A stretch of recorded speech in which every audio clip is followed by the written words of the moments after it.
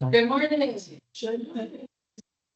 We had a little bit of tech trouble as usual, but welcome. This is the monthly regular meeting of the North Dakota Ethics Commission, and we are meeting today in person here in Fargo, North Dakota. And we thank the West Fargo Fire Department for hosting us in this beautiful building. Lovely. A couple of just housekeeping. I'm Cynthia Lindquist. I'm chair of the Ethics Commission. And I kind of walked around when I got here, but there's a little snack area to your left as you go out these doors. There are some refreshments. Please help yourself. It's nice to have you here in that, and for commissioners.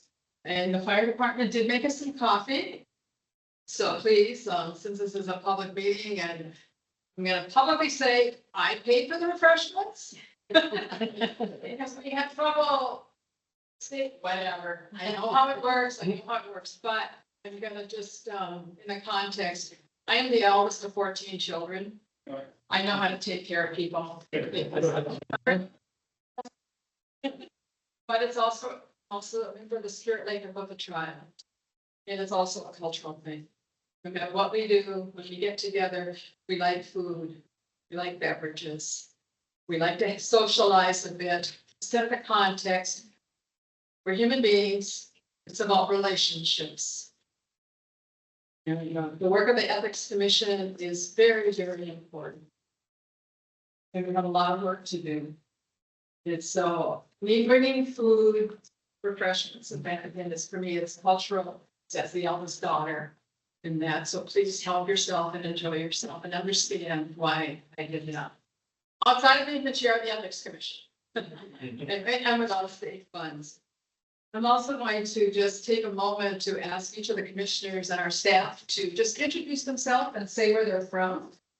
Since we are meeting in person, and kind of just a little bit of a check-in in that. And for me personally, I think you all know that this is my second to the last meeting. I'm one of the original members of the commission, having been appointed in 2019. I view it as an honor, a privilege. I'm an educator. I also view it as being a role model to our young people relative to public service, civic engagement, and that's part of why I was asked to apply to be on the committee. The tribal college president, I have enough to do, but I took up that challenge because we need to show our young people public services and needed and necessary civic engagement involvement to better understand our issues and to hopefully find common ground from the resolution. But I have accepted a job out of state. I am a native North Dakotan. I am moving to Denver, Colorado. I'm a little traumatized. I love our prairies, our sunsets, sunrises, and that. I'm going to be moving to those mountains. But it's a wonderful opportunity for me to get back to scholarships, tribal college students, higher education, and that. And so I just want to say thank you for having me as part of this commission and my colleagues in serving as chair. In that, we do have a very full agenda. And I'm going to, again, as the chair, I'm going to ask Judge Goodman, way down there, if you would introduce yourself and maybe tell us a little something. Yes, I'm Ron Goodman. I'm from Oaks, North Dakota. And my wife Cynthia, or Cindy as I call her, because I know her really well. We've been on this since the beginning. I was appointed at the same time she was, and I was the original chair of the commission. And now with Cindy leading, the vice chair. You know what they will be the chair at least for a short time till something else is done. So I also have enjoyed the time on the commission, although it hasn't always been enjoyable. But it's been a very good experience. So, and thank you, Cindy, for serving as chair, and thank you for starting this thing at the same time I did. The next mission area. Morning, everyone. My name is Jared Hugh Brights. Thanks for being here. I actually live in Mandan with my wife and 2 kids, work in Bismarck. And I really think it's important that we do events like these, get out into the communities and Good morning, everyone. My name is Pam Sharp. I am from Bismarck. And I got appointed to this board last fall, so also another new one. I spent a whole career in state government, 32 years, and most of those years at the Office of Management and Budget. And now I'm happy to be appointed to this commission. Good morning. My name is Mark Western. I originally hail from Stanley, North Dakota, and I live in West Fargo. I am a practicing attorney. I have been practicing law for almost 20 years, but before that I was a high school teacher. And one of the reasons that I wanted to be a part of the Ethics Commission has to do with the lapel pin that I have on my coat today. It's my North Dakota Boy State lapel pin that I got way back in 1995. Those of you who don't know, Boy State is a program which was actually created in the late 1930s to act as a promotion of the American form of government and to inculcate Americanism. It was actually the American Legion's response to Hitler youth camps back at that time. And I've been affiliated with the program ever since, and it's a point of personal privilege to me to continue to be able to teach young people about how government works, but not just how branches are supposed to work together, but to try to instill the idea of civility when we communicate about political differences. And it is with that spirit that I find it to be a privilege to be here. And I also have to say sincerely that I am delighted that our members of the public are here, as well as members of the legislature. I think the only way that we can continue to work together is to actually communicate together and to be able to understand what everybody's respective roles are. So such a privilege to be here. Thank you. And our staff, please introduce yourself. I'm Rebecca Binstock and I serve as the executive director for the commission. I've been in this role since 2022 now, I believe. I'm actually a graduate of Girls State. I never shared that with Mark before, but that was something that I did back in high school. That was a great experience. And I really enjoy working with all of the commissioners and our other staff. We do have one staff member who is in Bismarck. You'll get to hear from her. But she's managing the house back there, keeping the office together. Turn over. Good morning, everyone. I'm Logan Carpenter. I serve as general counsel for the Ethics Commission. I've been in this role for about 2.5 years. It started in the fall of 2023. I currently live in Mandan, but I grew up on a ranch outside of Bismarck. It's nice to see you all here today. Addie, can you introduce yourself? Can you hear me and see me? You're unmuted. Can you hear me and see me? Can't hear you. I have my microphone unmuted. It could be something. Yep. Well, deal with that issue. This is Addie Mose. She is our operations administrator. I call her the Jane of all trades in our office. She gets things done and makes sure that Logan and I are where we need to be and the commissioners have all the information that they need. Thank you, and welcome Addie, and also members of the public who are your teams, and welcome. Commissioners, if you please review the agenda, and do we have any additions or changes? Any changes or additions? Here. Chair, Paul has. I anticipate that move that we go into executive session for point number 8 on the agenda, the HE 25L3. My question, just thinking about this for the benefit of the public, I would like to see if our agenda could be such that all of the public portions of the agenda happen in one chunk so that we don't ask people to come in and go out and so forth. I don't know if there's any looked around that would be appropriate. Yeah, I think that's a good idea. I'll have to defer to guide us as to how we do that. Another time does not need to be an executive session, does it? No. Okay, so I would suggest we shift 8 and 9. I don't know if there's anything else that requires executive session. 10. 10 requires, But fair enough, yes. So then it would be 8 and 10 again, the administration complaints. Yes. That would be my suggestion.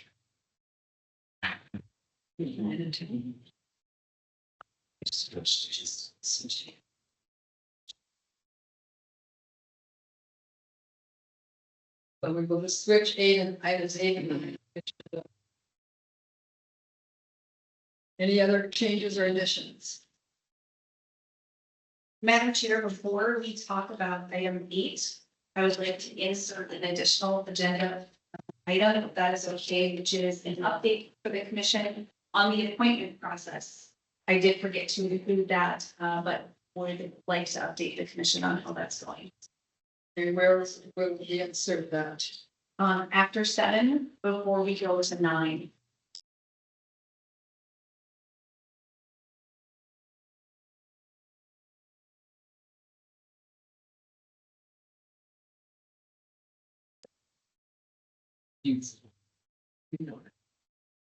All right. The agenda is good for our whole day meeting. Item 3 on our agenda. Public comment. We have one. One public comment. Dr. Hunchen. Welcome. Figured out where to send you off. One, I'm going to see if we can switch it a little bit because my remarks on it. Not additional. If you can't, you can't.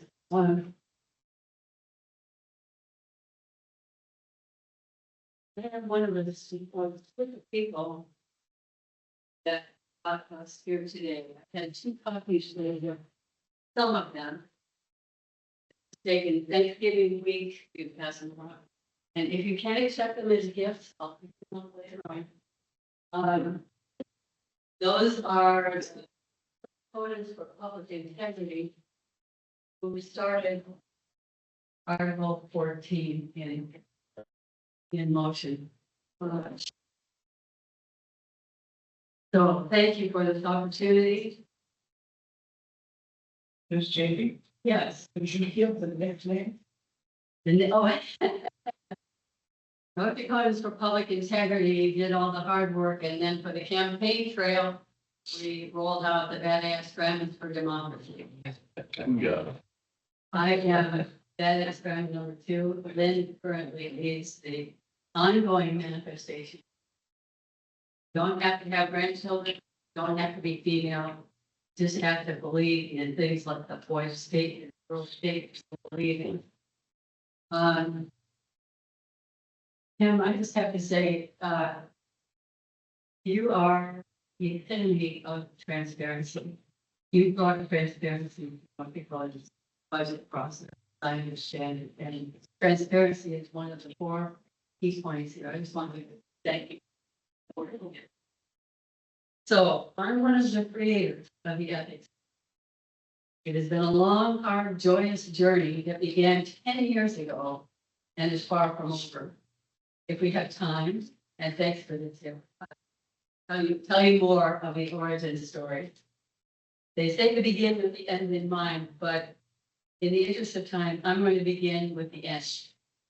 My primary messages are these. My creative colleagues and I are deeply grateful to the people of North Dakota for creating this body and to every past or present member of the commission and staff. We see you, support you, we thank you. Powerful, wealthy forces began an unrelenting war on the ethics commission the day after the 2018 election 8 years ago.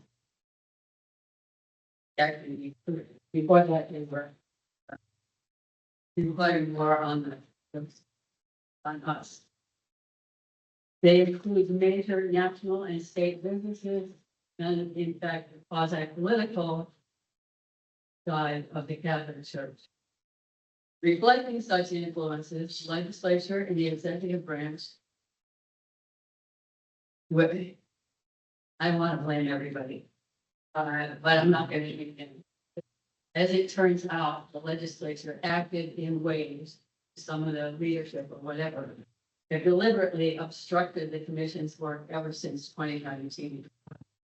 Created legal loopholes around Article 14. For example, if you care about dark money, one way or the other, like it, if you don't like it, if you don't like dark money, follow the Constitution. If you do like dark money, follow the law. Because there's a gigantic loophole there, and there are other barriers and handicaps that was built into the implementing legislation in 2019. And the record since then has been up and down. Reflecting, okay, so they also have since limited the commission's authority, budget, staff, and office space, and injected distractions, baseless accusations, and criticism. Why would people who are behaving ethically oppose a group that helps ensure other people are ethical too?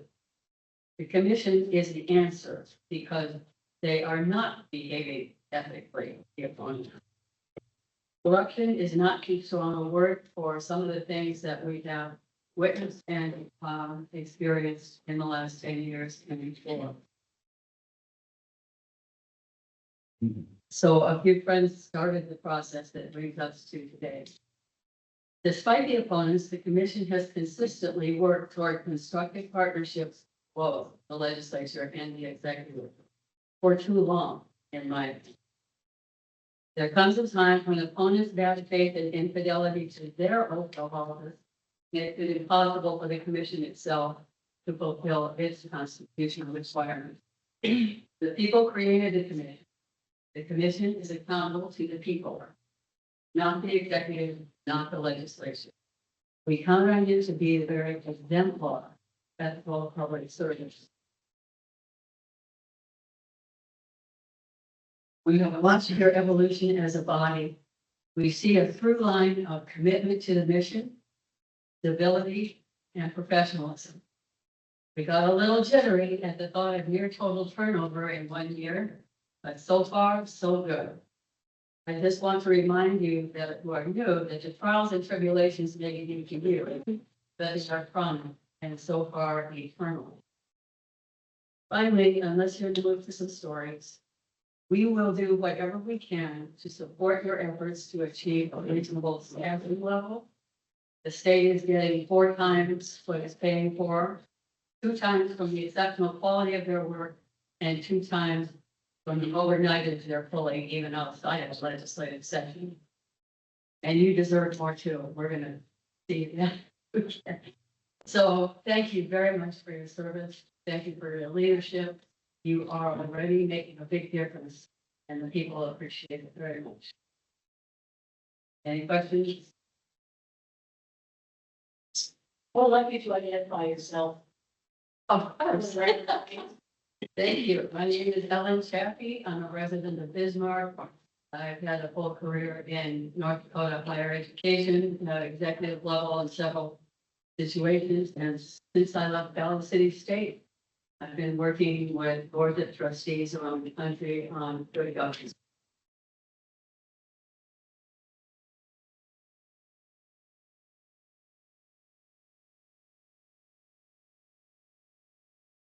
Thank you, Dr. JB.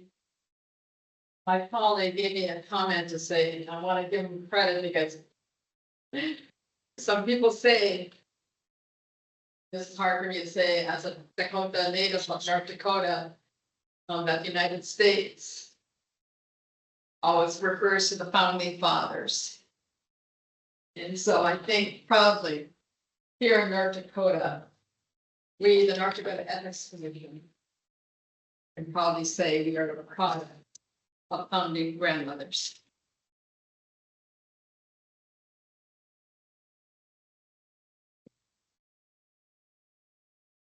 A lot of people, and I know you're a body, you're a group, but I know there are many. It's the state. Over so thank you for the good words. I want to also just make sure everyone understands and realizes that as a state body, state entity, the North Dakota Ethics Commission does follow and adhere to the rules relative to public meetings. So our meetings are documented and recorded for the record. Once that happens, they are a public record per se in that, so anyone can have access to those things in that, so, and again, in the spirit of transparency about who we are and what we're doing, so. Again, thank you. All right, let's move on to our agenda. Number 4, approving meeting minutes for March 27 and April 1. Hopefully, commissioners, you've got an opportunity to review. Madam Chair, I've been able to review both sets of minutes and I would like to approve. I'll second. A motion and a second. Any comments or questions? Hearing none, all in favor, signify by saying aye. Aye. Motion carries, minutes have been approved. On to item 5, operations report, and I will turn it over to our executive director, Rebecca Vinstow. And I guess maybe Addie? But Rebecca. Thank you, Chair. So we can't hear Addie, so I will be the voice of Addie today. She's going to pull up, however, attachment 3, which is the March budget update for the commission. Addie, it's quite small on the computer. Perhaps you can zoom in. That would be lovely. So, Addie was very on top of things and typed this out for me really quick.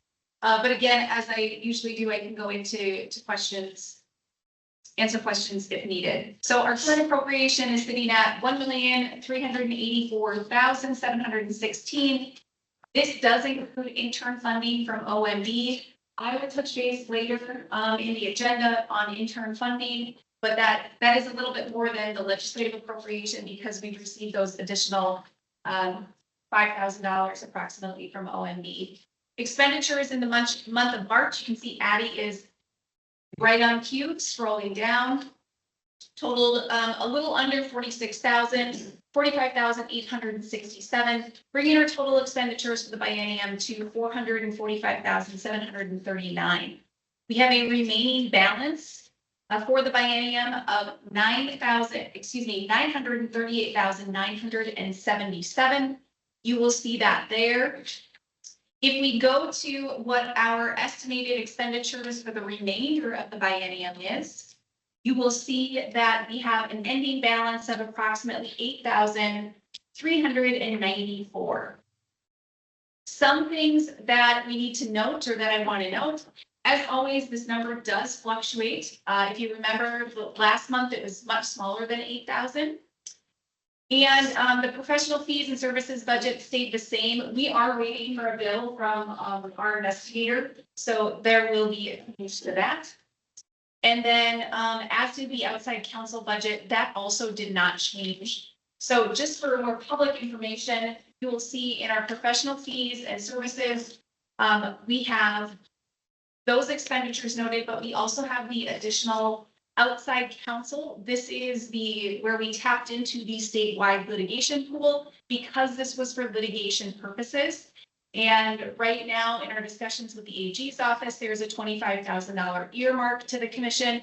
And we have used, my vision is not that good. I can't see that number, but I believe we have about 12,000 left of that. I'll talk more about the federal litigation once we get to that item on the agenda. Any questions, comments, on the budget from the commission?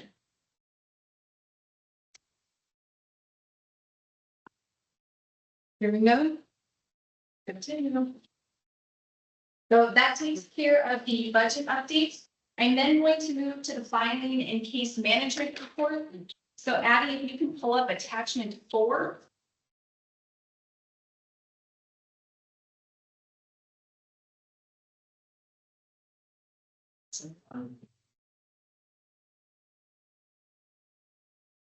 So you can see in the month of March, the commission received 6 complaints that came in.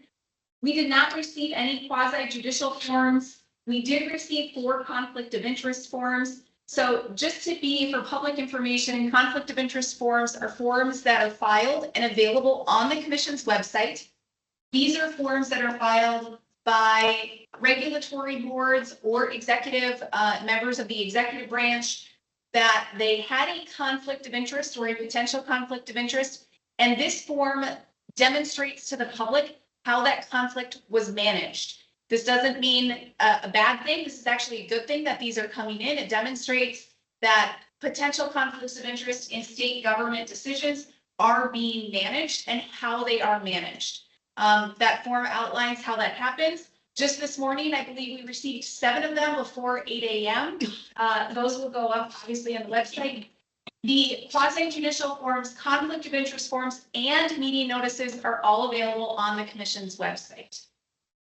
We received 5 meeting notices in the month of March. March is not a heavy meeting month, but there was some activity going on in the ag world. So those are meeting notices that are required to be filed for individuals who are providing information and education to either legislative officials or executive branch officials.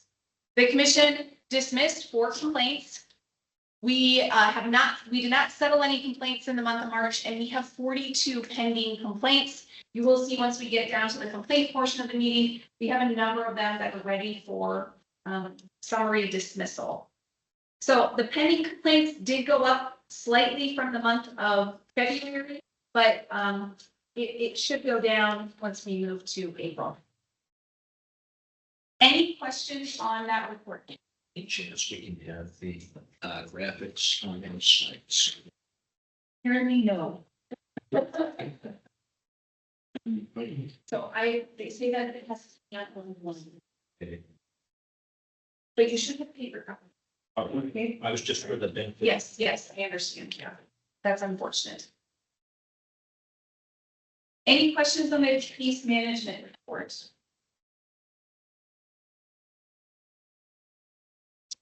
Okay, hearing none, we can continue with the operation update. Education and outreach. So education and outreach has not been a priority for the commission because there is other work that has to be done, namely complaint review and ethics rules. But I did want to point out 3. I want to start by giving props to Commissioner Westland, who took on the role this week of being the commission's talk show personality. And so I'm very grateful that he did that. Commissioner Western was on both Tyler Axis and Joel Heitkamp show to promote this meeting, but also just to provide general information and answer some questions about the commission. You want to say anything on that? I've been told I have a face for radio. I think it's important, frankly, for the commission to be out in the public simply so that it understands what our constitutional and statutory responsibilities are, which is to create rules, investigate complaints. As the public understands what we have jurisdiction over and what we do not have jurisdiction over, then there is less confusion. I said before that if you're not part of the conversation, then others will define what it is that you're doing. And I don't think that's fair to the Ethics Commission, nor do I think it's fair to the grandmothers who created the Ethics Commission. So we will continue to be out there explaining what we do in a way that hopefully is engaging and educational to the public. Thank you. Two other education and outreach updates. I'm going to start with the most important one. That is, there is a complaint rule amendment webinar that we will be hosting on May 5th. We have had to push this out. We wanted to do it in April, but our resources were tapped as far as capacity for the staff. So we did have to move this out to May. We applied for CLE credit that was granted by the State Bar Association. This webinar is an hour. It's going to be done over the lunch hour. It is going to specifically cover the amendments to the complaint process that happened during the 2025 legislative session. And that were then adopted by the commission with the commission had some additional things that it did as well. So we are going to do a webinar that will then be available on our website on those complaint rules. We are calling it kind of like part 2 of the complaint process because there are some significant changes. Any questions? Anyone is invited. So it's open. You can go to the website to register for that. And it's May 5th at noon. There was an email that went out earlier this week as well that some of you may have received. The last one has actually been a meeting for, I believe, a few months, but it finally happened. I had the opportunity to speak at Cornell Law School a few weeks ago about the real world challenges of designing ethics rules, building ethical enforcement capacity, and maintaining trust. This was a fascinating dynamic conversation. They essentially had me be the guest lecturer for the evening. And my teacher self certainly came out. And it was great because the students had been comparing really the federal ethics regulation to local ethics regulation and what it looked like. And then they compared and contrasted those things. And what they really were interested in North Dakota is how the local landscape changes how we address ethical issues. One of the comments was ethics seems more personal in North Dakota than the federal level. And it certainly is. So it was a good chance. I want to be very clear. I did not go to Cornell Law School. I appeared by teams. It was a great night though. Any questions? Yeah, how did you get the invitation? There is 2 professors out of Cornell that write a blog on ethics. And during the last legislative session, they picked it up. They had been following the North Dakotans for Public Integrity for quite some time, but then they recently picked up on the challenges that the commission faced during the last legislative session.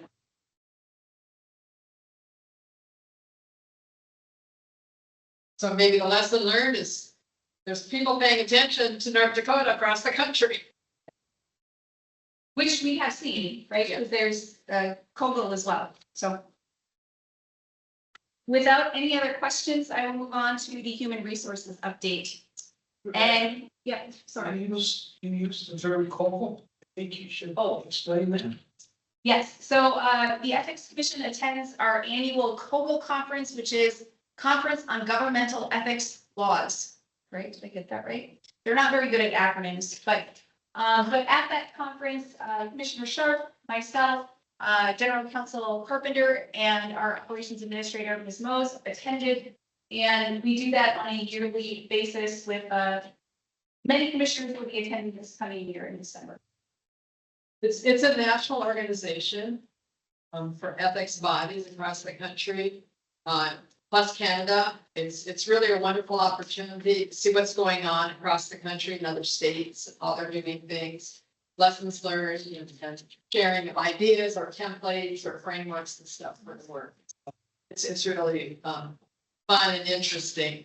A little bit overwhelming. I've attended once and oh my gosh, but it's really a learning opportunity. So, and North Dakota Ethics Commission is a member of COVAL. Moving on to the human resources update. At its February meeting, this is a little bit of an update on this. The commission approved the posting of a law clerk position. This is a one-year post-law school graduate position, really for the purpose of helping with initial complaint review and legal research that's conducted. This person will report to our general counsel. The primary function is going to be legal research. That's going to support the commission's substantive rulemaking, which, as we talk about our strategic plan, is one of the priorities in the commission's strategic plan. This is not, I was hoping it would be live today or yesterday. I just got an email right before the meeting that there's one other step that I need to take care of, so it will be online on Monday. We'll leave it open for 2 weeks and we will conduct interviews. I just want to let you know that we have included the cost of this position within the commission's budget for professional fees. Just a reminder, we attempted to have a part-time attorney help with this sort of work, and that did not go very well. There aren't very many attorneys looking for part-time work. So we really kind of reimagined this position to have somebody who can assist with the legal lift that we are asking of our general counsel, and then also of the executive director. Any questions on that posting? Summer legal and business interns. We have 2 legal interns joining us this summer. They will be starting in mid-May. And then we have a business intern who is helping us for just a few months. And he was actually here today. He'll be starting in early May. I inaccurately did not report correctly to the commission at the last meeting. We had received notification from OMB that our intern funding was approved. I presumed this was for all 3 positions. It was actually for the first one. And so that was a misread on my part. I take full responsibility for that. The notification was just for the one intern position. So we are still waiting for OMB funding to cover 50% of that funding. For the other 2 intern positions, I did have a discussion with the individual at OMB who's in charge of this. They're waiting to approve these because of an internal IT issue that they can't see the balance of the fund. So they can't approve it until she knows there's enough money. But, and she said it may have been approved by today. It hasn't been. Basically, we're waiting for IT to resolve the issue so she can ensure that there are funds before she approves them. Obviously, it's state money. We want to be good stewards of those funds.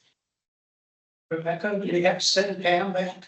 And yeah, although it seems like an IT, I don't know what maybe. So it's based on comments. It seems like we're relatively confident that money will be approved once this issue is resolved. Yes. Okay, follow up.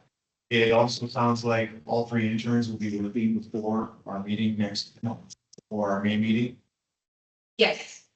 Okay, how's it going in the office prep? You got room for? You got tables for? We're tight. So, we will have our business intern will be at Addie's location. Okay, so thankfully, but they will overlap for a few weeks, I believe. And, he will actually start in Fargo working remote. And we'll get him trained in Fargo, and then we will have him come to Bismarck, the middle of May. The other 2 legal interns will be sharing a space. And that will be using our conference room space. So our conference room space will undergo a transition. It will be an office space, but then if we need to use it for other meetings, we will be switching it out back to a conference room, and their stuff will move to the table in our, what I call the bullpen, right? The area that I'm looking at. We will be cozy. How else do I want to say that? We'll be cozy. Thanks. We will find a way to make it work. Case management system update. Unfortunately, I don't have much of an update. We are waiting on NDIT to present the commission with 3 options. I did communicate with NDIT that we would like to go with an RFP potentially combined, an RIF combined with an RFP in that process. I gave that information to them. I want to say it was about weeks ago, and I'm meeting again with them on Monday. This just seems to be a bit of a slow process, and so hopefully we will get there. If the commission has already kind of leaned toward one of the three options, I'm hoping that that can fast track some of the work on the NDEC side.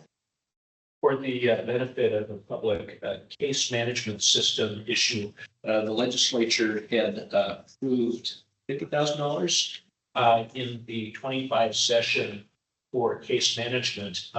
When we get complaints that come into the Ethics Commission, right now they're managed on an Excel spreadsheet, and that's about as highfalutin of a technology as we're able to pay for and use, as compared to, say, a court docket or otherwise. And this is something that will streamline and make administration of complaints easier. This has been an ongoing process. Thank you.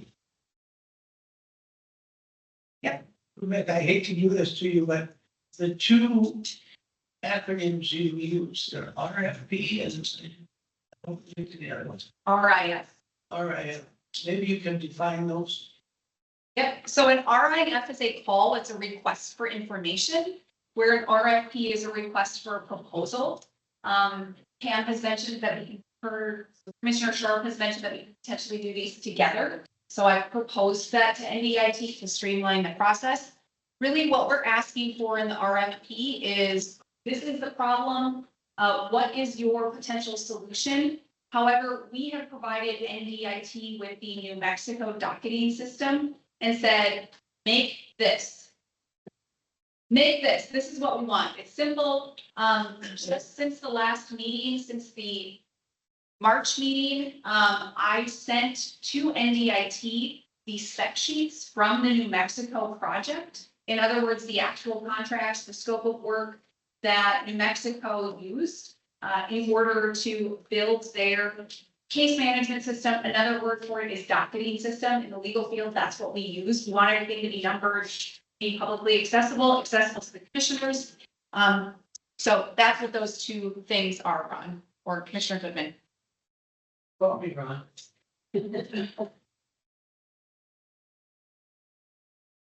And I'm gonna just say, this case management system is something we have been anxiously waiting for to help us do our work better, to be more efficient.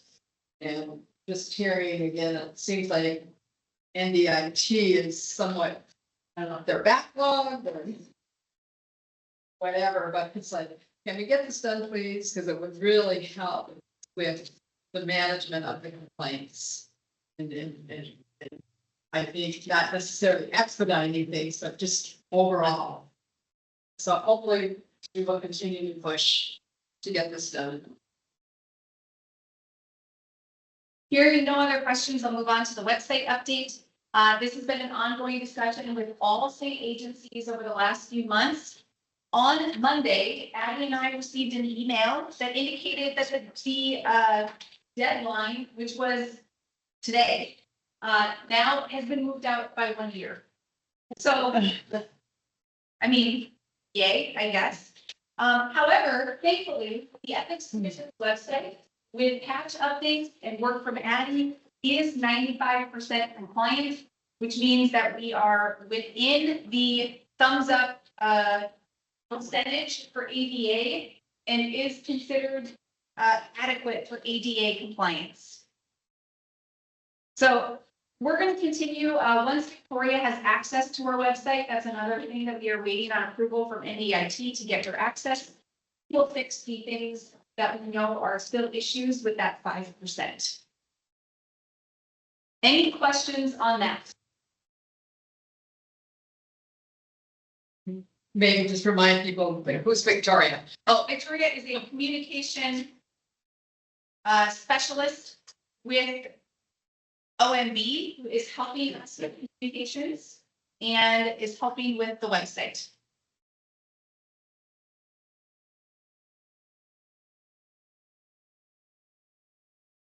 Any more questions? And last thing on the operations update is the public priority survey that happened earlier this year. We received a lot of response from the public. We had more than 1,000 responses. Addie and I met with The NDIT individual who's going to do this, she's going to create a dashboard for the commission to analyze this data. I got an update from her yesterday and she said, I'm 80% done. So we are hoping to have a draft data dashboard by mid-May. For the public's information, we sent out a public priority survey, I believe it was in January or February, and asked for public input. What does the public want the commission to prioritize, et cetera? And so we got such a response that we had to call in somebody to analyze the data. So NDIT is doing that. We are in the 2-week sprint that they are working on our project. So any questions on that, commissioners? I don't have a question on that, but I'd like to maybe make one other comment with respect to public input and public comment. The public may have noticed that Dr. Chaffee had made a very appropriate and thoughtful presentation at the beginning of today's meeting. And for the meetings that Ethics Commission does not hold in person, they are over Microsoft Teams, and the time and date of meetings are always set on our website, but the public has the ability to make public comments even in Teams meetings, and we welcome the public's desire to engage in that respect. I know the form is on our website, although in about 4 minutes, I wasn't able to find it, and I don't know if that's something that could be pushed up to the front a little bit more, but it's something the public should be aware of. And I know that's out of order, but I think it's appropriate given the public engagement subset of the operation. I yield. That's a great suggestion. And also, I appreciate, because when I do go on the website, yeah, I struggle. I'm like, if I can't find him in 2, maybe 3 clicks, you've lost me.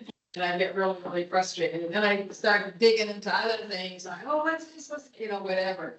And so making our website user friendly, easy accessible to what you're trying to find, especially if it's a form that we've invited you to complete or fill out for us. Yeah, so, and we are working on that. Improving our website, but great point, Michelle. Any other comments? And I am looking forward to the analysis also. And I'm hoping and have it on our agenda for our meeting. That concludes the operations report, Chair. All right, we are now on ongoing business. Item 6 of our agenda.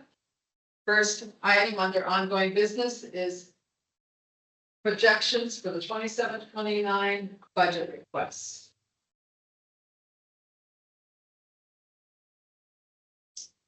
Yeah, go ahead. So I will provide the commission before the discussion just with a factual foundation, and then we can go from there for the discussion. So based on the commission's discussion at the March meeting, our operations administrator created budget projections or budget request projections for 4 separate FTE positions. 1 is an associate counsel position, 2 is an education and outreach coordinator, 3 is a paralegal, and 4 is an administrative assistant. The purpose of doing 4 of them was not that we would request all 4, but that the commission can see numbers on what the 4 positions would look like and what that budget request may look like. I also want to just point out that as the commission considers these budget projection requests, that the commission needs to consider the guidelines or the guidance that is released by Governor Armstrong for agency budget requests.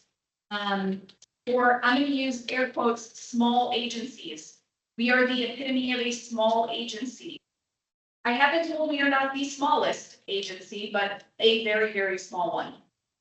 So the recommendations were to present a hold even budget, meaning no additional funding requests, no new FTEs. However, there was a note from Governor Armstrong that we needed to quote, right, and I'm using quotes again, because that's what he said, was to right size government. Also, we need to ensure that current employee salaries are fully funded. when Operations Administrator Mose did these projections, she did include calculations to do that. And then where we do have ongoing operational spending increases, which the commission will inevitably have with its strategic plan, then there should be offsets in other areas. That is difficult for the commission to do because we don't have very many other areas. Then the last consideration is to present a contingent budget with a 3% reduction, which is equivalent to about $40,000 for the commission. I want to just present that information and let's walk very briefly through attachment 5, which you can see highlighted as the 4 new positions. It's coming up on the screen here. So we have the potential attorney position. How we determine the class and the pay for that position is based upon what other attorneys in the state. I had made an open records request months ago for all the attorney pay in the state, and so we're able to use that data. The education person, that individual, we had already done those calculations in preparation for the 2025 legislative session. We did go back and reassure ourselves that those numbers are correct. For the paralegal position, there are a number of paralegals operating in the Attorney General's office. This was a very quick reference. They are all at the same grade. Okay, so we did that. And then as well as administrative assistant, that is a general position within state government and many different agencies. So we were able to use those as reference. You will notice that there is a column labeled legislative increase. This is currently based upon the salary of people or individuals that will be in effect in July of 2026. All that Addie will have to do is go in, pop in that percentage increase, and it will calculate new numbers for us and make the appropriate changes. So that is the information that I want to provide to the commission. I think you can have a discussion. I would like to just really emphasize that the commission needs to articulate its rationale for any NDEC requests, support those requested data, and then have alternative solutions if those don't work. Because we do need what I would classify as more capacity to get work done in a much more efficient and effective way. I yield.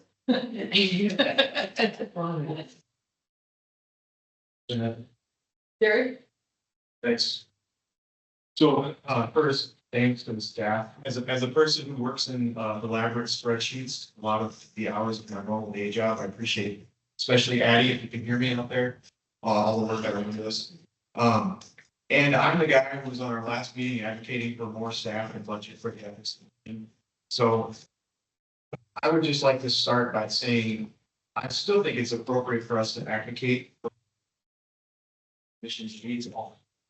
I also feel like we need to comply with the governor's recommendation and still in what our budget would look like. If it was hold even, if we had to reduce by 3%, I still think we should complete that exercise as well. Curious what the other commissioners think. Also, we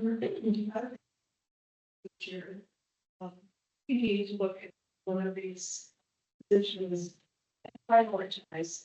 We also need to look and from other methods of achieving our goals. If we don't, we're not able to make it one empty, or no, still need to move on. Ways. And I do think it's a good exercise to go through what the governor has suggested to identify what it would look like if we get to work. Or just.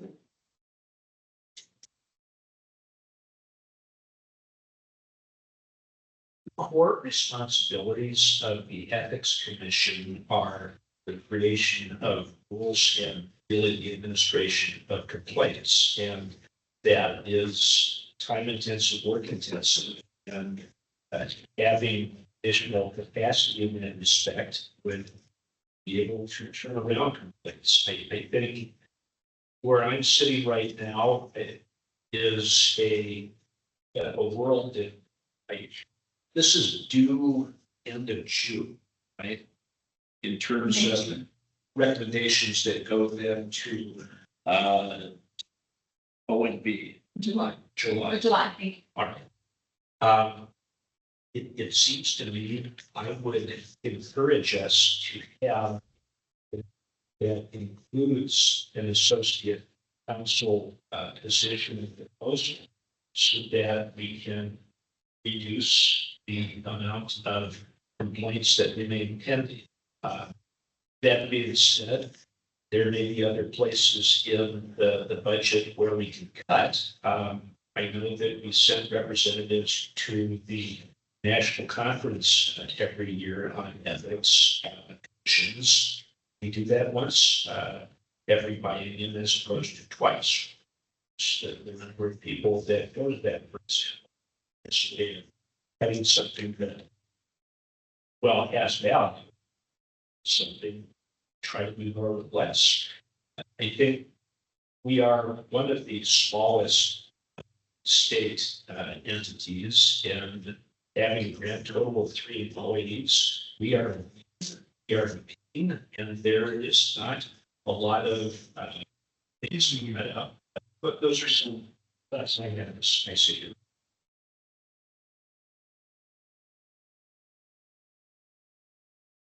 it. Any comments?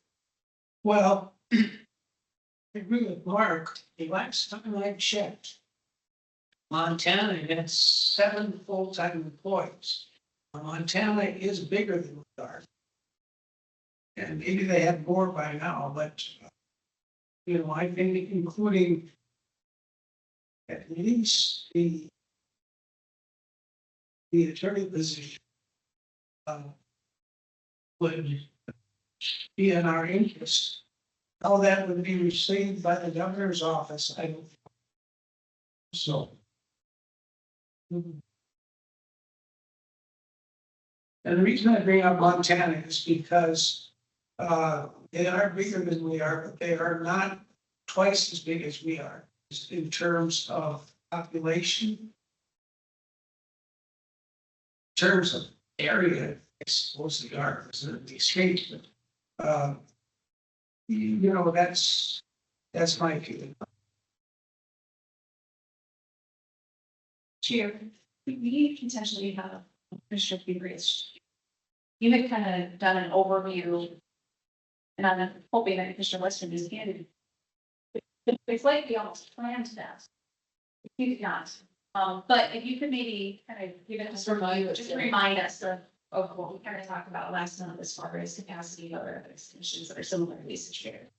No problem. So for the benefit of everyone in the room, when I first was appointed and learned of all the work that our laws and is doing, one of my first questions was, how do you not have it? So I started doing some research. I looked at ethics commissions, ethics bodies across the United States.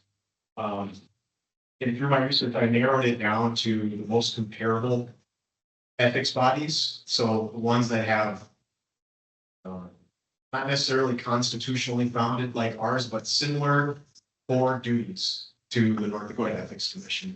And almost without exception, they have double the staff or much more than double the staff and double the budget of the North Dakota Ethics Commission. And so the conversation that we're having right now is trying to find strategic ways to make that happen, or at least take steps in that direction going North Dakota Ethics Commission. That report is part of our meeting, our record. So it'd be on our website, you should be able to find, because Jared did a really nice job of doing all that research and investigation and then summarizing it for us. So it's really good. I do have a, just a little comment.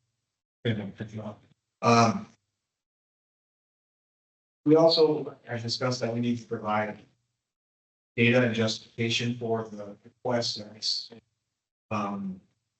We're going to do that analysis in-house. And I think as commissioners, we need to give staff what we want them to develop, right? And in my head, this is just, and to use Mark's term, this is where my head is at. I think we need to submit our identified needs. I think we just need to submit a holdover, even, I'm probably not using the right term, a no change budget for the governor's request. And I do think we desperately need another attorney. So I would like to see a budget that reflects that as well. And I'm trying to overwhelm staff. For what it's worth, I think we need to submit a budget with a 3% reduction to comply with Governor Armstrong's recommendation. So I just listed out 4 scenarios as potential direction for staff. Commissioners, feel free to agree or disagree. So, question here. I'm staring at the commissioner. From the OMP perspective, is there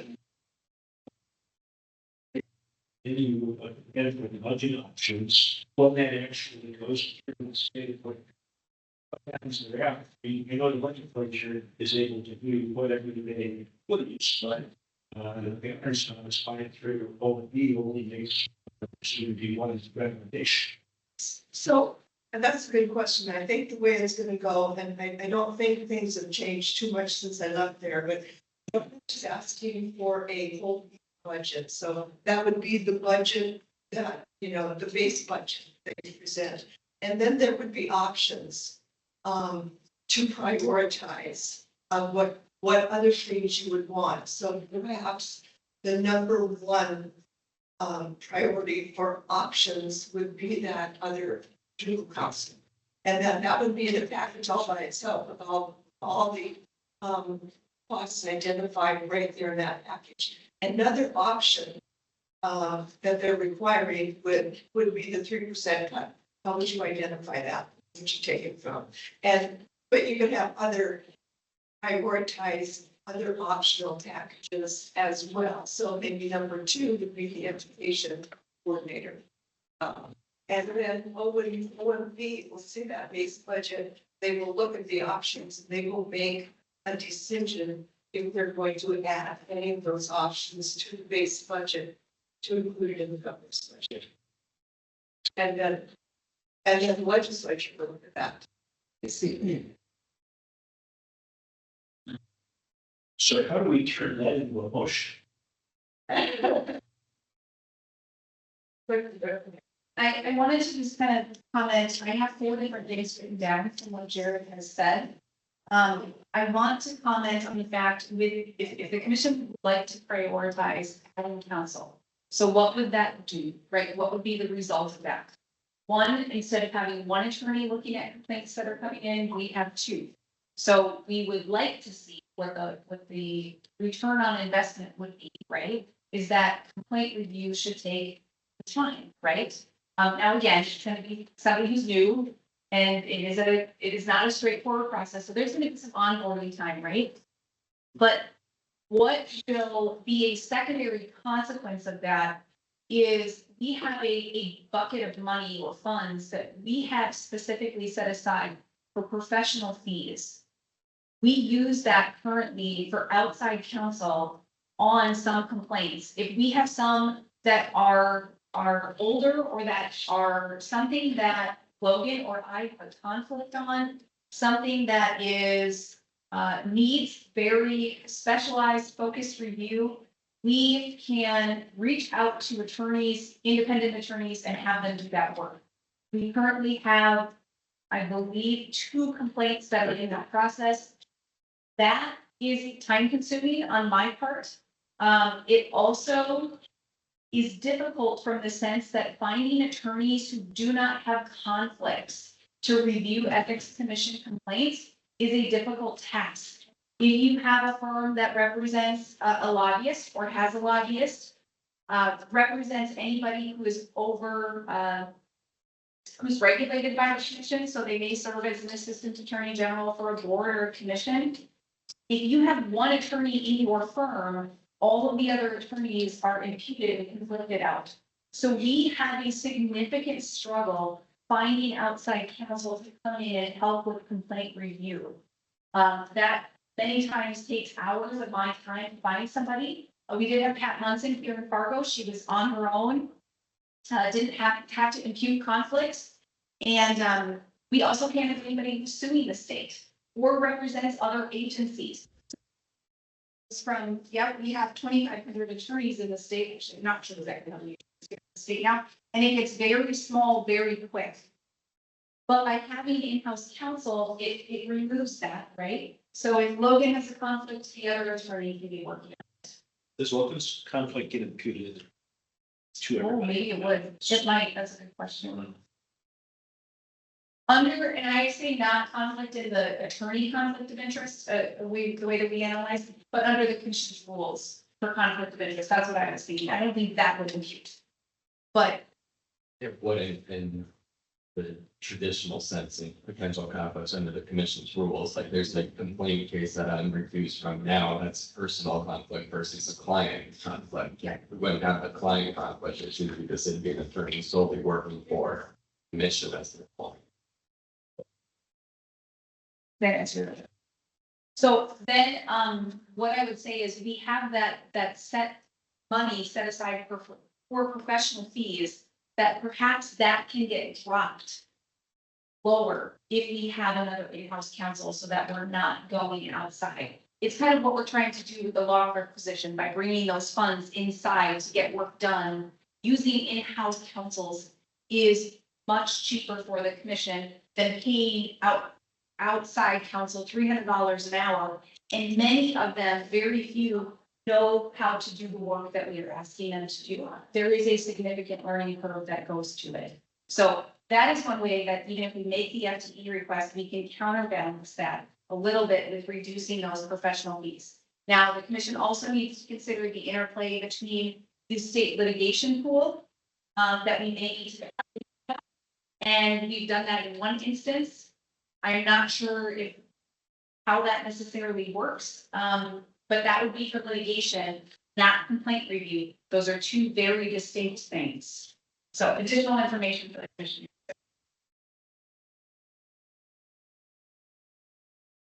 Well, I like the idea of justifying, at least in part, a new attorney position by saying, we're already spending this money on outside counsel in a lot of cases, so, this is not a motion, but I'm drafting one.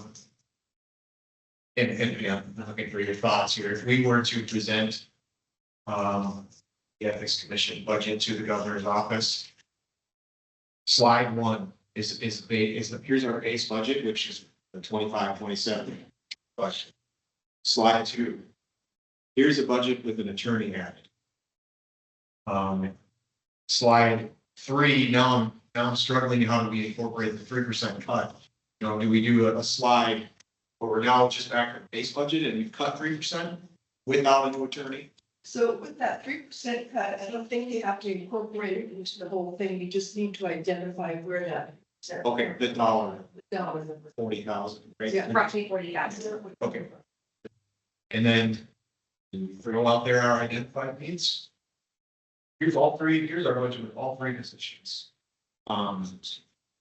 As a fourth slide for the governor's office consideration with justification. That's what's in my mind.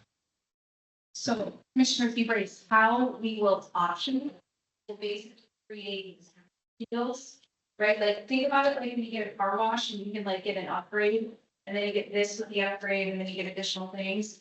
That's how we'll kind of frame it as, and we'll prioritize it. So attorney, we also had additional costs that we previously talked about with travel and commissioner salary. The commissioner salary one is something that we need in order to continue functioning. And that has to be included, right? So we'll have to include each one of those in option. Commissioner, sure, did I say that Wait. correctly? So you're talking about salary increases? For commissioners, yes, we'll have to include that, not commissioner, oh, yeah, not, that would be. Funding here.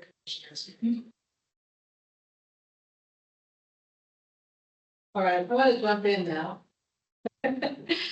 Um, I don't disagree.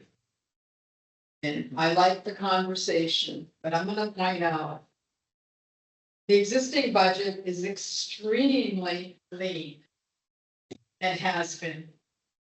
And the functions of the commission as it's evolved. We pay attention to our budget and our spending because we have to. I'm struggling to see, okay, where do we take 40K, 3% out of this? Because, okay, fine, it's only one person's going to go though. But it's like, it's gonna stymie our work. And our work is already, I hate to say stymied, but it is, because I truly believe if we had at least two more Rebecca's and Logan's, one of each, can we call you please?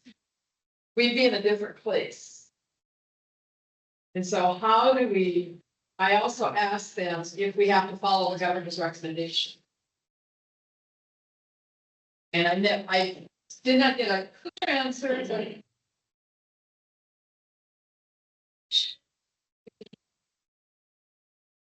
And I know we want to be appropriate and respectful.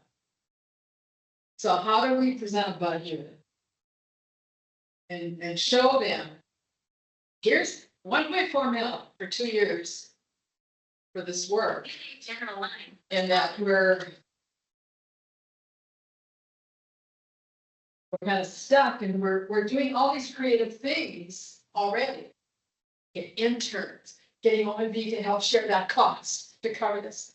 Oh, we're bringing on a temp lawyer to do this one. And so let's show them the existing budget and how tight it is and how we are creatively handling our work. And yet, you give us a couple more, there is one more position. And leave our money alone, leave the budget alone. Okay, we'll breathe. But then we're not gonna get to 2 years. Because that's how we've been doing this. For at least the last couple of bienniums. Because we've been very respectful of the process. Okay, fine, that will live, because we asked for that education position last session.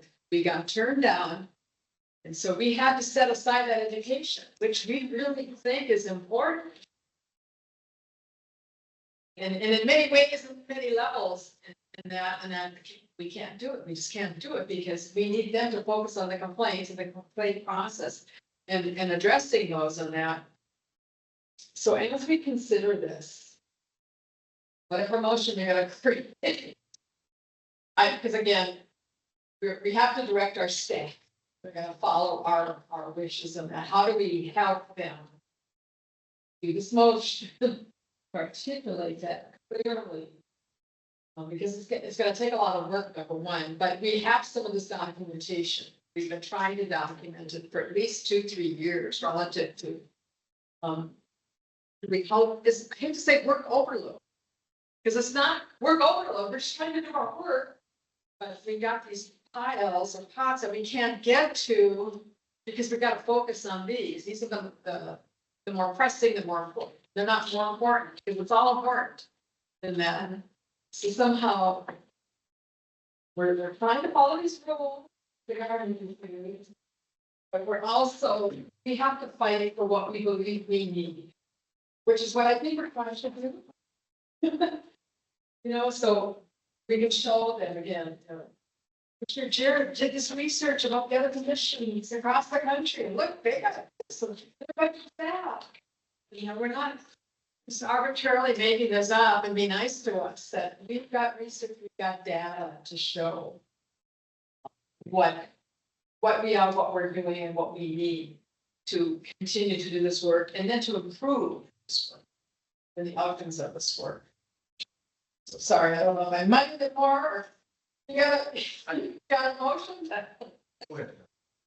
I think it, and I'm just gonna talk out loud, I think the motion is something like directing the staff to identify and prioritize our optional needs, with identifying the benefits and also identifying, the negatives of what would happen if we don't get that.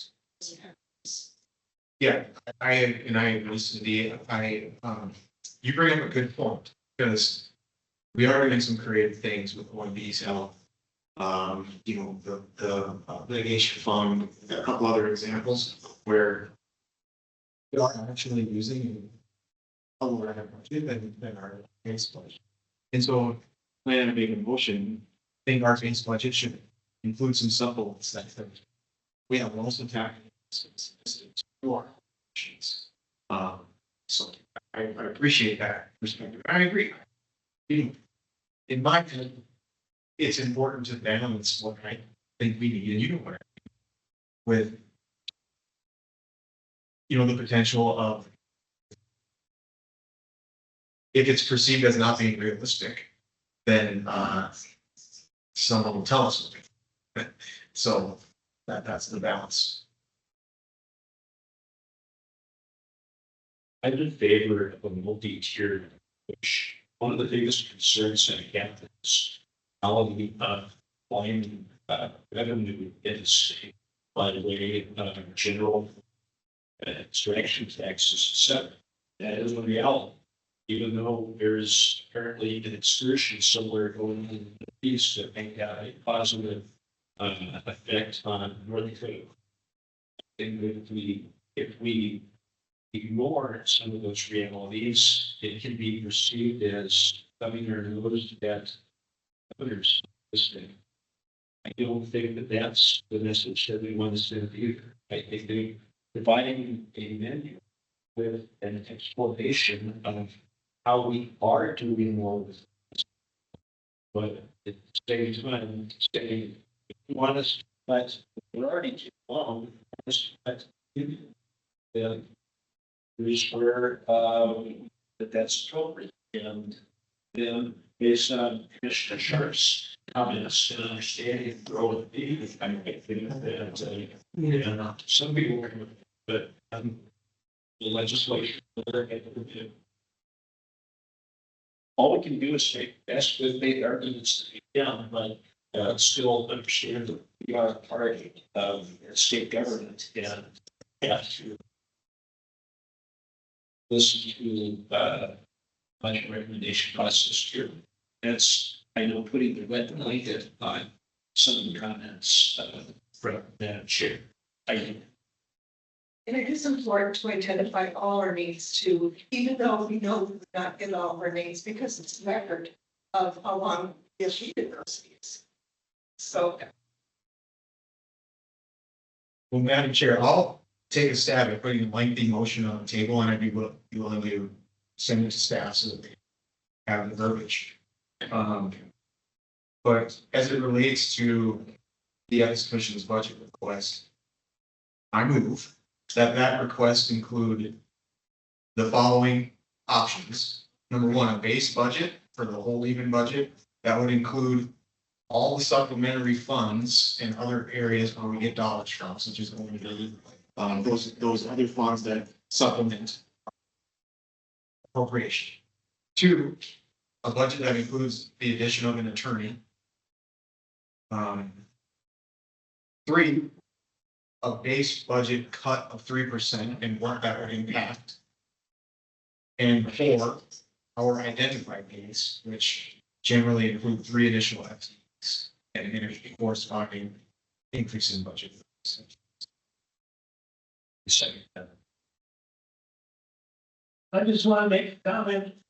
It's not as if the governor doesn't know this, or the governor's office doesn't know this, because we have been to the legislature to ask for this already. So we're not going to.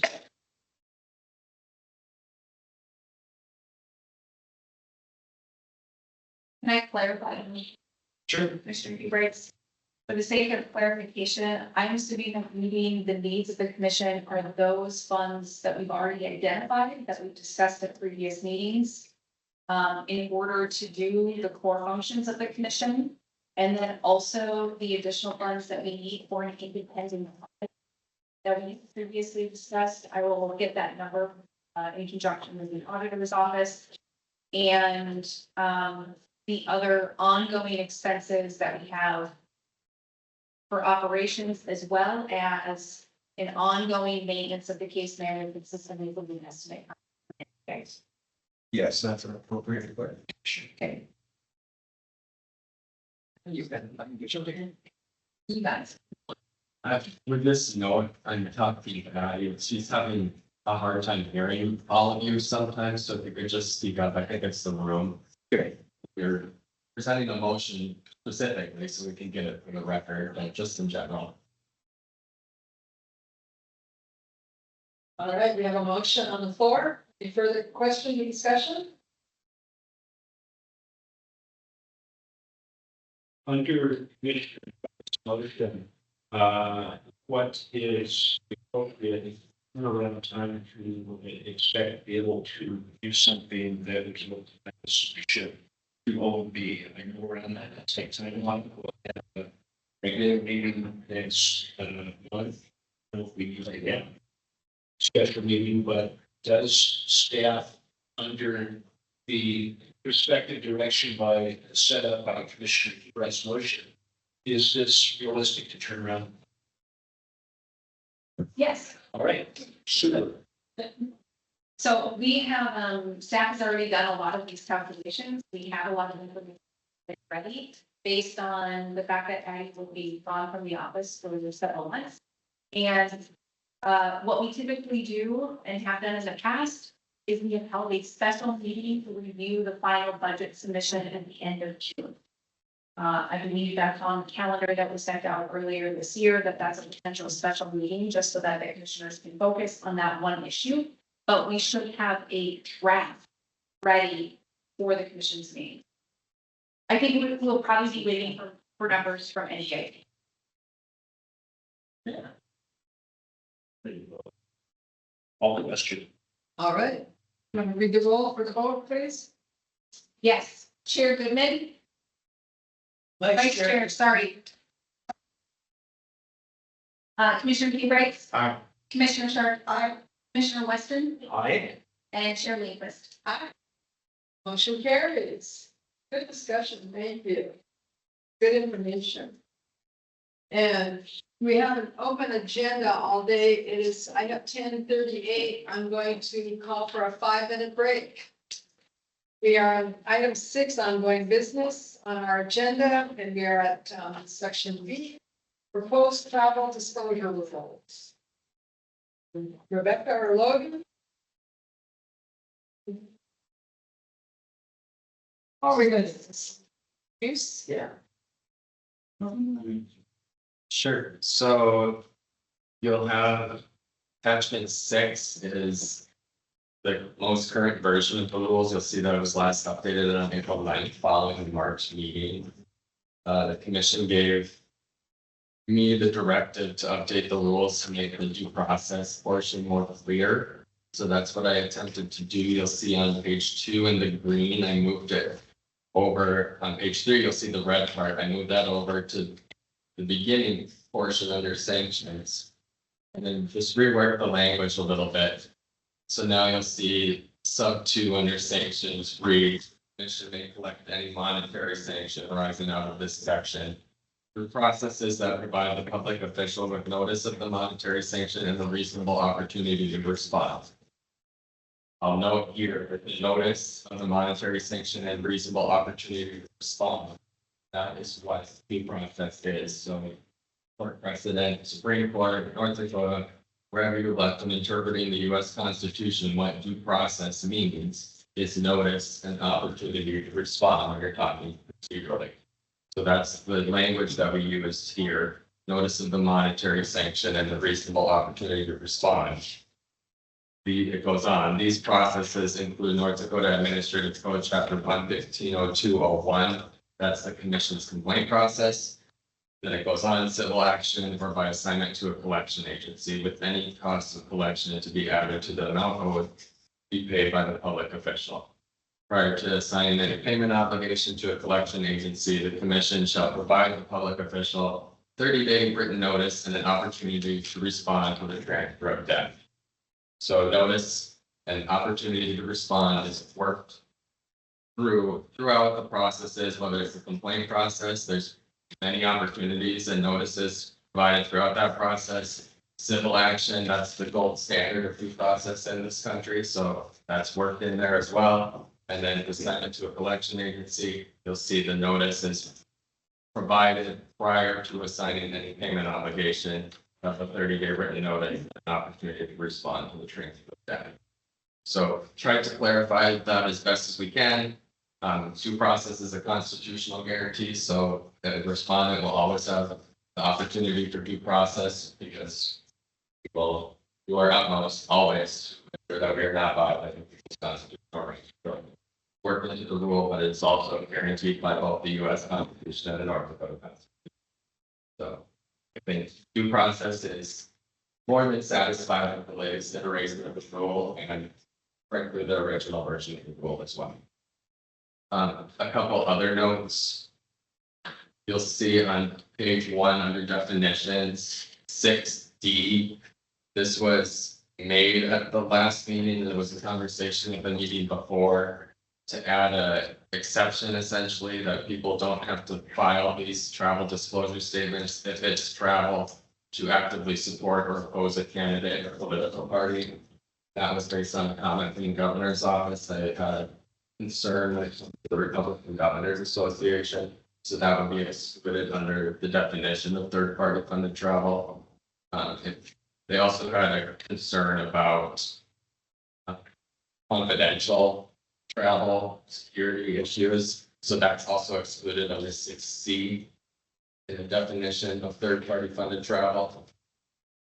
Under travel disclosure statement, you'll notice that the agenda is no longer listed in the number of items that are required on this travel disclosure statement. So that was removed during the meeting. So it's not noted in this draft, but I just wanted to note for you that it is, that was the clear direction. So it is no longer as well.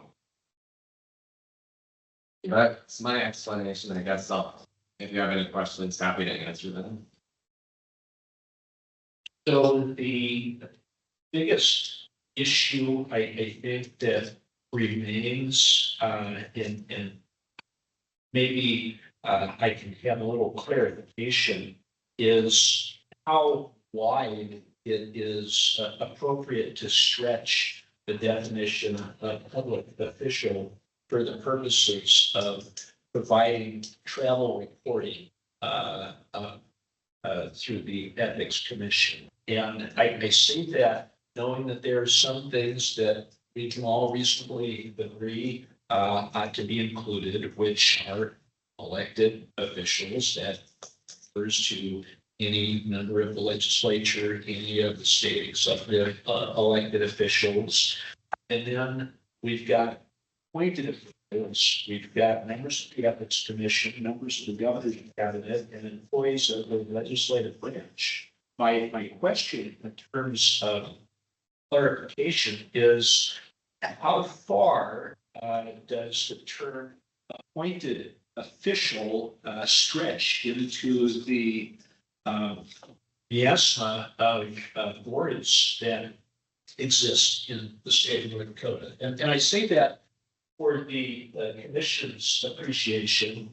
North Dakota has 70 different commissions that are appointed by the governor's office. And when I pull up the board site on the governor's website right now, that includes such groups as the Board of Barber Examiners, the Board of Podiatric Medicine, the Children's Cabinet, the Credit Review Board, the Game and Fish Advisory Board, Water Board, Humanity, and it goes on and on. Now, I understand that the purpose of the rule is to disclose third-party funded travel that is consistent with that position.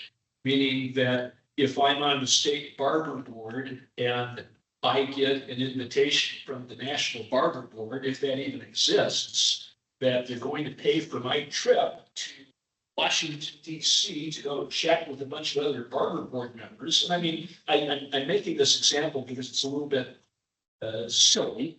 That's something that under this rule then that would need to be submitted. Now, the tension, and I struggle with it and I stutter as I say it, is that, yeah, a legislator should, by all means, report third-party funded travel for the purposes of the voters, the electorate saying, oh, this is the people who pay for my legislator's travel. Serves the purpose of transparency and increasing confidence in the state government.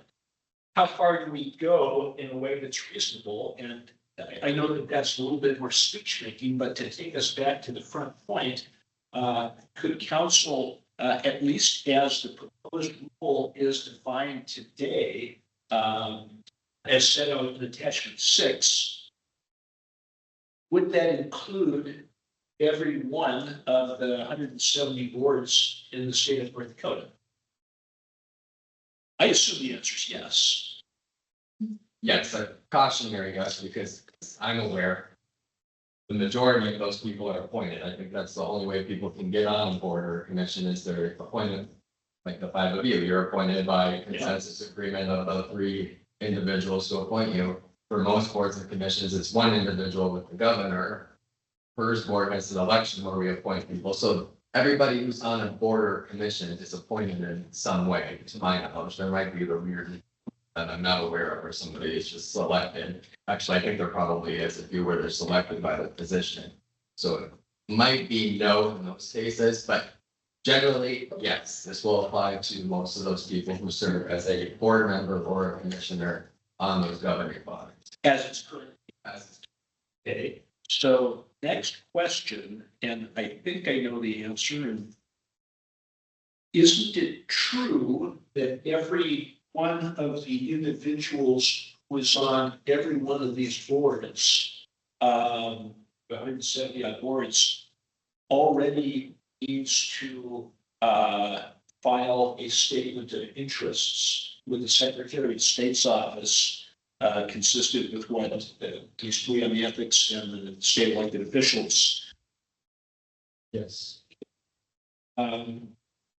Digging down to the surface, I have concerns that thinking about this requirement for every person on every board is a step too far. I'm open-minded. I might not be thinking about everything, and that's not criticism of council at all, because council drafted this the way that he was asked. But I asked.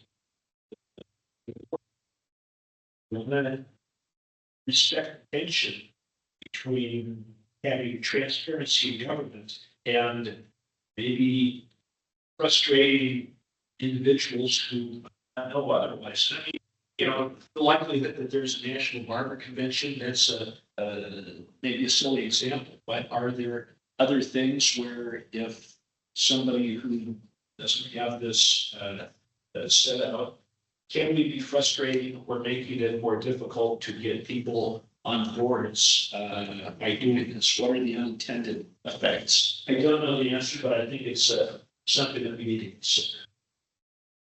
I yield. I agree, you make a very, very good point. I'm just not sure how to draw the line. But I mean, there might be a way to draw the line somewhere. I mean, yeah, there's the nurses, addiction counselor, and then there's so many people that could potentially go to have some travel that was funded by a third party that they would be with your awareness.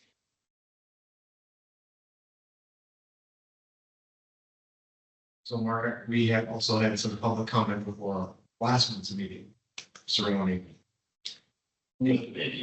Yes, and one of her comments, I'm failing to remember her name, my apologies. One of her comments was potentially, this definition of public official might discourage, as you alluded to, people from being even interested in being on one of those 170 boards. And I've struggled with this too, because we certainly want to ensure there's transparency, but we don't want to discourage people from participating in the civic process. I too, Pam, don't know where to draw the line, right? I agree with Mark that I'm worried this is too broad. I don't know, what do you think? There's 1,000 people on those 170 boards or more? There's 2,500. That number, Thank you. we have all of those individuals on a list so that we can regularly contact them. They are to maintain, each board is to maintain a POC with both the governor's office, and then we have that in our office as well. So keep in mind that all of the individuals who are currently serving on boards and commissions also have to follow quasi-judicial rules, conflict of interest rules, gifting rules. So we provide them information when it comes to that. And then they also receive information from the Attorney General's office on compliance. So as far as getting information to them, I think that used to be a hurdle. But we have worked diligently, and so has Dustin in the governor's office, to ensure that we have people in each of those boards and commissions. Now, that's actually gone down a little bit. It used to be higher, I believe, and now it's a little bit more, maybe around 2,200 now, because they eliminated some boards and commissions that have that information. So just I think having all the information is helpful. And I will also add that the commission, when it was previously determining the scope of these rules, there was an iteration that had members, appointed officials, basically had people who were serving on boards and commissions out, and then also had removed legislative employees. And I believe that, and Cindy, Ron, you'll have to help me out, but I believe that they were put back in for consistency purposes, and because other rules similarly apply to them. And then the third reason, I believe, was that they are still making decisions on behalf of the state and have the potential to be influenced with third-party travel, and that is not tracked any other way. So just a background. Okay, I have been on 2 other statewide boards before this one. One was the Indigent Defense Council Board, and one was Parole and Probation. Department of Probation, or I can't remember the exact name, but anyway, and I think this happens in most of it, maybe not all of them, but we had our own Addie there that took care of a lot of this. If we went, well, like I had to travel to Bismarck to meet with the Department of Probation Board. And the person at the state pen that we sat with, who was kind of our coordinator, always made sure that we had the right information to file what we needed before they filed that on our behalf over our signature. And I think that happens in most of these, and maybe not all, but in most of them. So I don't think it's that big a burden that we couldn't continue to ask them. Now, they probably don't meet the definition of public official necessarily. You know, say the guy that I was a public official because I was a judge. But if a guy on parole or probation is a businessman from Grand Forks, they would be assisted. And I don't know that they would be considered a public official, but I don't think it's that big a problem. Maybe I'm wrong. One of the other things I think about is getting to the purpose or the core of the ethics commission's responsibilities, and that's to strengthen people's confidence in state government and encourage accountability. Now, I think that we agree that if governor appoints somebody to the state water board or the pardon board, and the person who's on that board ends up to use a phrase from guys and dolls, is a no good Nick. That person, You're coming close to my name. that does not, that person is not on a ballot. That person doesn't have necessarily the same accountability under who appointed him.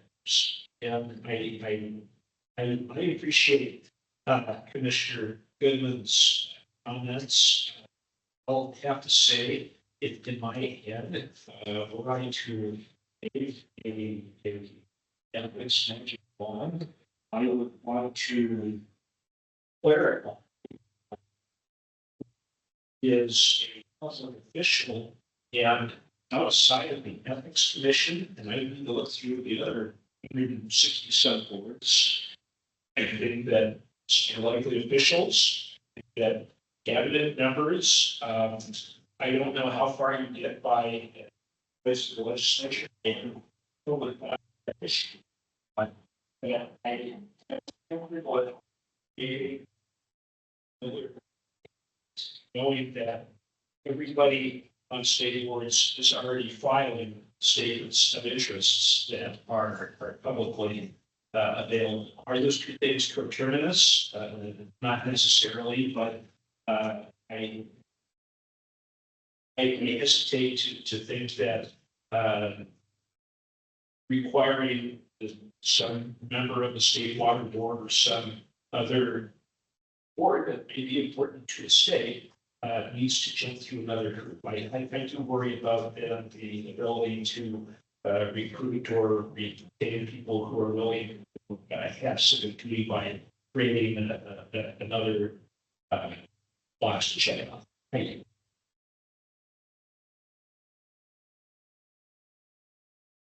Well, Rebecca mentioned, we've gone back and forth on this. Should they be included? Should they not be included? And I think part of why it's in here now is consistency.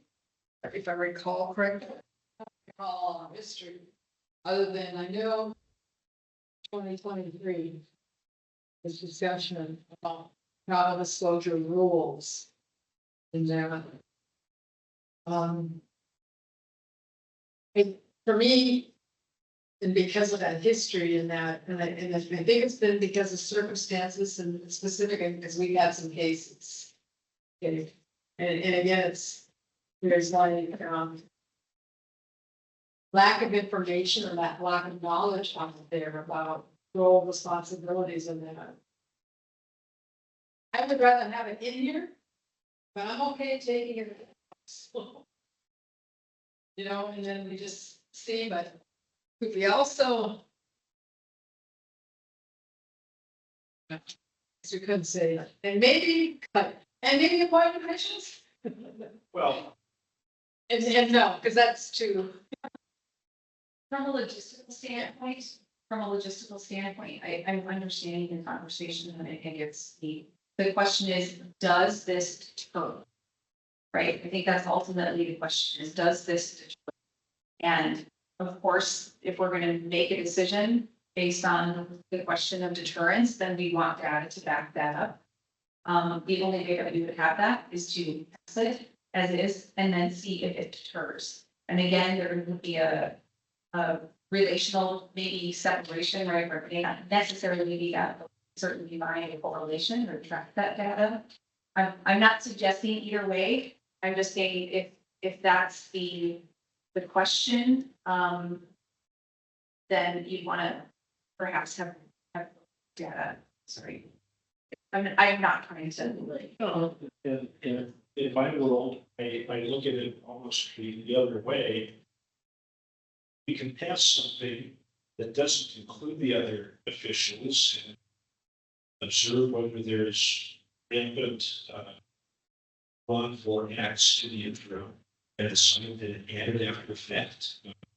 If I want to turn this down to a couple of phrases, job of the ethics commission is to shine a light at state government.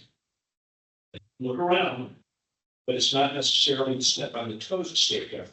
And I know that again, we're getting into Griffin. I think, well, the right answer, and I speak on my behalf, and I think I've got no reason because of the. Well, and maybe Rebecca, maybe talk a little bit more about, because my perception is that we kind of got a relationship with some of these bodies. And not just because we established a same database from the governor's office of who they all are. It seems like they pose questions to us and want information and that, so there is that. If we decide to go past this and take out of there, the appointed official piece and the definitions, I wouldn't want that to also imply that we're gonna take away that relationship building that's already been happening all along, so that because anybody can contact us relative to information they don't understand and they're questioning, oh, does this apply to me? If it does, what does that mean and what am I supposed to do? So, yeah. And just add, for the sake of that conversation, there's one thing the commission can't exclude these appointed officials from that are on boards and commissions is the lobbyist gift rule because they're constitutionally included. So we do have to maintain that relation for that alone. So anything else that's coordinated through those channels, it similarly goes with lobbyist gift rule. And the quasi judicial as well, they all under that as well. And then logistically, whatever you decide, the rule's not etched in stone. You can always amend it at a later time, whether you want to include them later or exclude them later. That's always on the table. So I'm still puzzled at where we would draw the line and how it could be worded, because we want elected and we want appointed officials. And we want members of the ethics commission, which are appointed officials. I think it'd be really difficult to say, and members of the ethics commissions and but not members of boards and commissions. I think that would be very confusing and. I don't know, we can just take out or official, we just take out or appointed official? So there are individuals in the executive branch that are appointed and we're not part of a board or commission. I'm gonna use the deputy. Yeah. What was it? Cabinet, all cabinet members, and then there are some cabinet members also appointed by. Got an idea. Tell me that, I realize and just kind of playing on this, but the individuals that Commissioner Sharp is discussing are all limited FTEs. Whereas, the state bar. Bingo, and maybe that's a way to carve that out, that at least says, if you're getting paid by Uncle Kelly, 12 months a year, you should be accountable and you expect to shine the light. But if you're the state bar, right, probably have to meet some things. That seems a step too far. That might be a way to carve it out, Commissioner Sharp, and just anything out loud. It could be. I'm gonna say also, there could be situations where they're not an FTE also. Okay. Where they're filling a role, but they're on a contract basis or a temporary position. Let me add information to hopefully verify this. So during the 23 session, we were attempting to change some of the language of the statute to clarify who can file a complaint. And we were working with that definition of active And I had met with Molly Harrington, with HRFS, OMB, trying to create kind of this distinction. And she basically told me, do not do it. Don't go there. Don't go there. And the reason that she did is because there are so many different structures in state government that people are hired under, just like Anna said, that it got to be like, we were almost naming individual people. And she's like, this is, you need to just leave the board appointed. And so I kind of said, okay, and I listened, like, but Commissioner Western, I understand like the creating some sort of distinction perhaps. Would be. I mean, I don't know if we can go to the definitions of boards and commissions. My suggestion, it may look a little messy here, but it'll do what you're trying to accomplish, is to leave it as is. And then add a sentence at the end of the definition of public official. It does not include members of executive branch boards or commission, boards and commission. Which ethics. We're not. Well, Okay. yes, yes. And we're within the, how they use definitions of the commission and boards and commissions, there are two separate definitions within the century code, correct? Well, that's within the administrative It code varies, process. it depends on the context, but. Reading the intent of what you're trying to accomplish by putting the word executive branch, board or commission. Also, you can help, you're included because you put appointed officials, including members of the ethics commission as an independent constitutional agency, so I'm not concerned about that. The other, As far as, the other way to say, these 168 issues are not included in this report. Also, it's meant. I think about this, I know that there's consequences we do and how we act, and having a handle on the, But you know what, I just thought of another one, I don't know, response. They board, it's a board, I think that's one that we want to try, so I want to pull that out. See, that's, See, you know, I mean, they're different from the barbers board yeah, because they're advising a whole agency. That's kind of weird, the discussion was last time, and we were particularly thinking like, there are certain boards that are maybe even more prone to influence because of maybe who they regulate. I think they're. I'm not trying to point fingers at anyone's, but there's historical kind of evidence of that, right? Not particular to.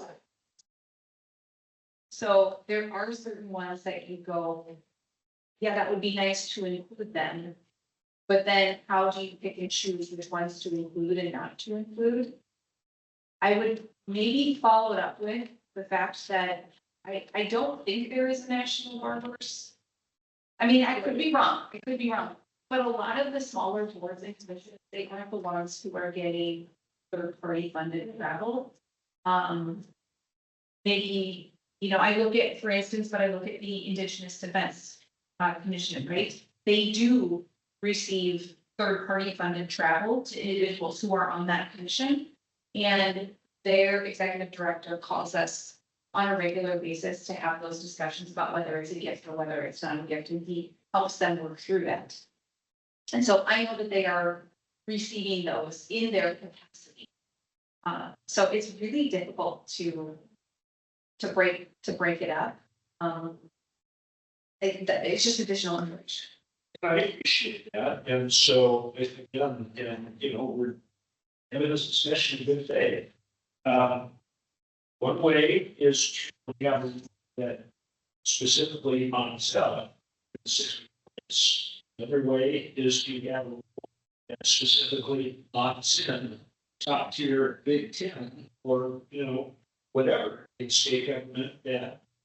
I mean, I'm convinced that not only we have oversight, WSI have oversight, those So the question is, if we review on a word by word basis, and we have the list say are specific that it Or the smallest ones that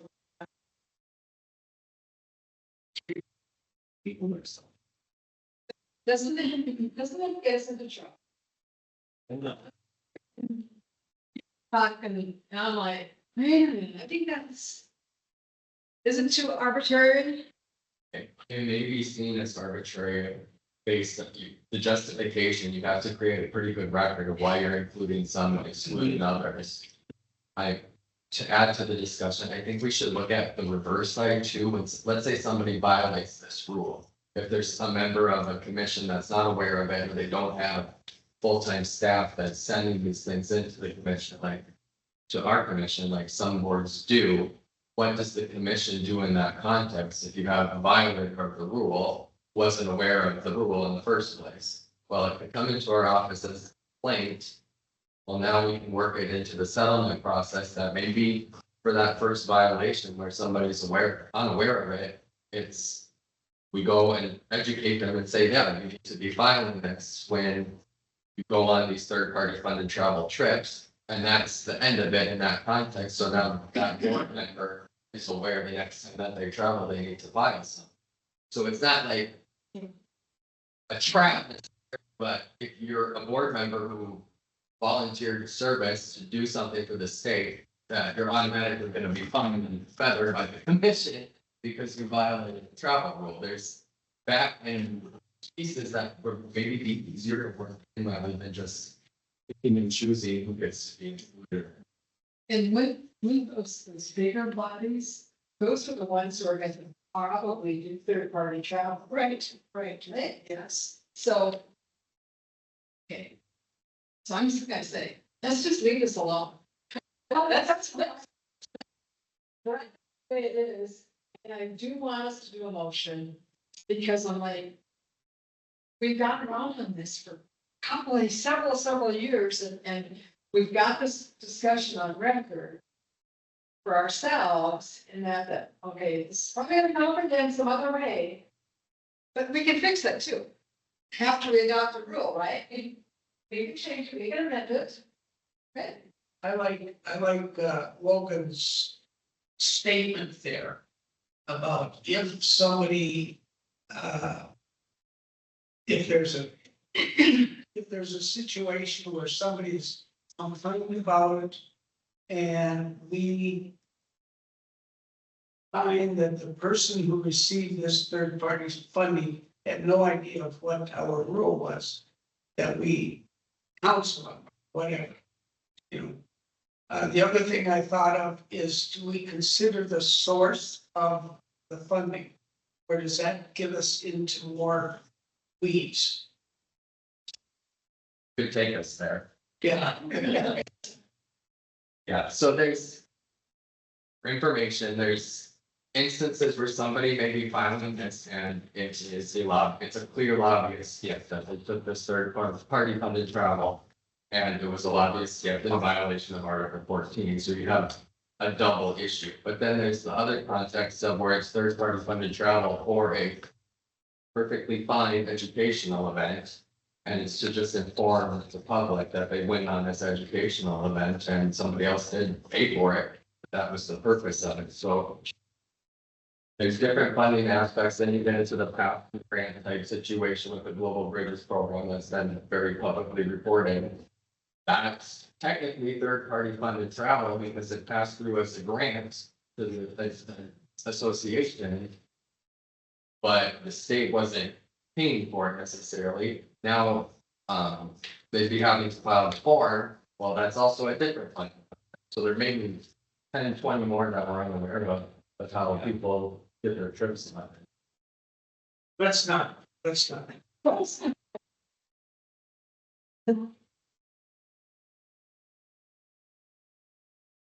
No more. I would like us to do a motion. And it's, We've been going round and round. like the draft. I appreciate the discussion on this point, which again, we've gone back and forth on in different iterations.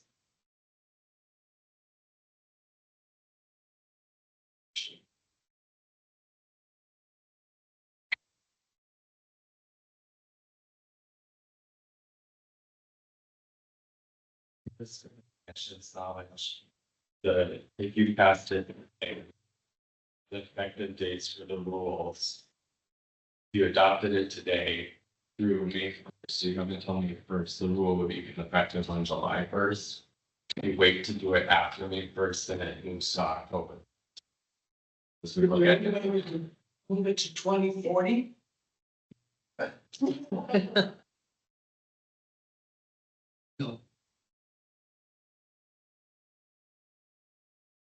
I'll also just allow or provide the commission with information that we do have the web form for this ready to go. We'll have to review the agenda, we had included that, but we had already developed that a while back. And then we'll do the same thing that we typically do, and we'll do additional now that we have Victoria, we'll utilize Victoria to get information out. This regardless of what form it takes.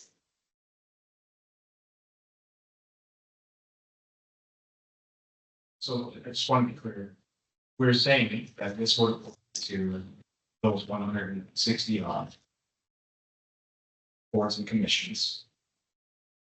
And that we also have the flexibility on the back end to provide opportunities for education. There were a first time offense where someone wasn't aware of the rule. I'm just trying to summarize our, because I think there probably is a lot of people who are in positions that if they receive third party money travel, that they're subject to this. So I just want to make sure we have an understanding, or we would take the opportunity to educate if that situation arises. To figure out, sorry, Commissioner Huber, how it would work out is that in the settlement process, one of the mitigating factors would be prior conduct or knowledge. So in the potential settlement, right? That's how it would come in. So yes, that's correct. The combination of that, but going back to previous conversations around the rules, the commission, if you look under sanctions, it uses the term the commission may sanction any public official that violates. So it's discretionary on the back end whether the commission's going to impose any sanction for a violation. With that in mind, that a lot of cases that come our way, people will say whether they're being truthful or not, they were unaware of the rules. So in those cases where that is in fact true, the commission has some movement that we can make to ensure that they know the rules going forward, but aren't unduly punished or sanctioned otherwise for doing something that they weren't aware of.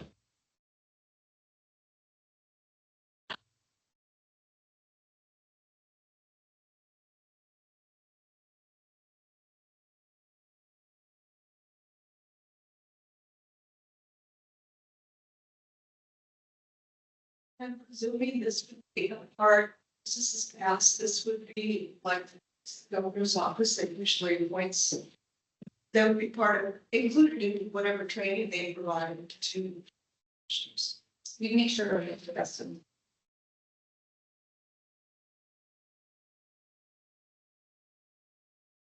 Again, I'll be honest, that comes to the capacity issue, of course, that, we can. You can do it, Hey, right? we don't give it off what we can. I think that they currently direct them to watch the conflict of interest videos, those sorts of things. But again, if we had an educator who could, that could be their primary focus, I would anticipate that person would be contacting each one of these 100 and some words. I mean, it's how it works in most other states. Yeah. So. But great point. I'm also going to propose that, however, and we can do this internally too. However, we end up with whatever the motion is, that we just kind of feel that we recognize this as imperfect, and we see how things go for the next 5 years. And then we see if we can make a permanent rule. Know what I mean? So we see how many complaints actually come in on this type of issue, on this type of issue. And then we go from there. We do need to patch the rule. Oh, I know, that's what I'm saying. Well, and that's the rule. I'll kick in all, yeah, the data collecting, I mean, not that we're not already, but it's on, yeah.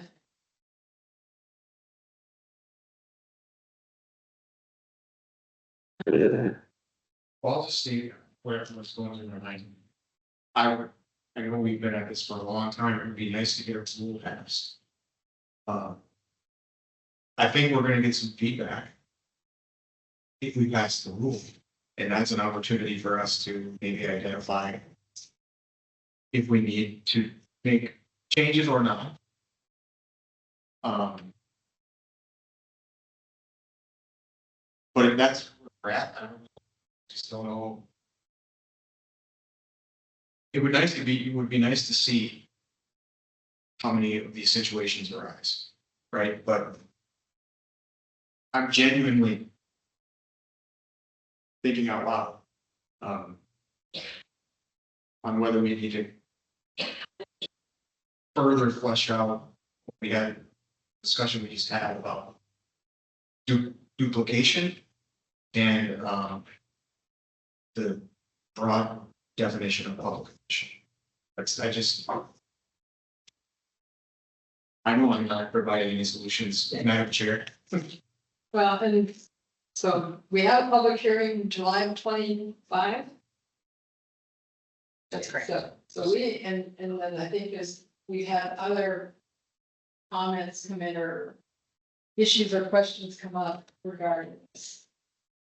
And if my memory serves me right, we started drafting these rules in the fall of 23.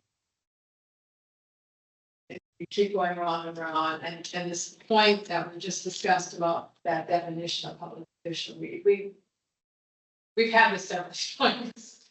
And it's like we keep circling, and then we come back to this, to where we are with this draft. So I'm at this juncture, because how did you say one of our jobs is to do rules. Let's do our job. Let's pass this, adopt this. With that eye, what we just discussed. And getting more data specific to those boards, bodies and that. And maybe possibly does our definition, or do we get other language or definitions need changing or whatever as it evolves. Do we know what other commissions have done on this? What other ethics commissions have Yeah. done? Yeah, so this was part of that project that we started in the fall of 2023, where we looked at statement of interest across the country. And what we noticed is that some included within their statement of interest that you have to do an annual travel disclosure. Then we went from there. And well, It was it's a larger discussion of statement of interest being an annual basis thing. Then the conversation kind of split when we went to the Secretary of State's office and asked if they wanted to work on something, the commission. And they wanted to work on something as it related to statements of interest, making those annual and publicly available. The commission at that, so we'll take the travel piece that's in states do and do a separate rule. I remember. Good question for background.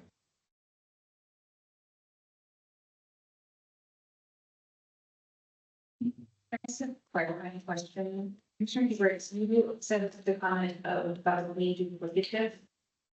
You very good about right? Is that based on the comment from last meeting, or I'm just trying to understand, right? Well, I guess I was referring to Commissioner Western stating that these state officials need to file a similar but different statement of interest with the Secretary of State's office, and maybe I should have said perception on you.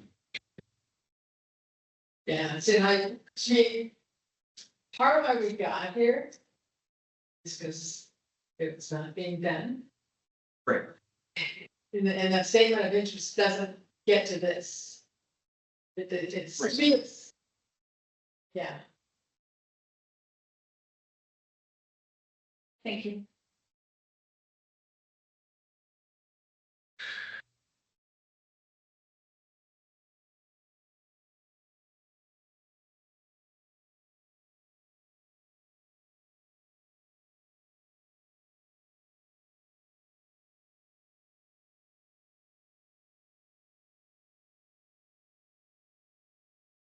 I want to propose that Logan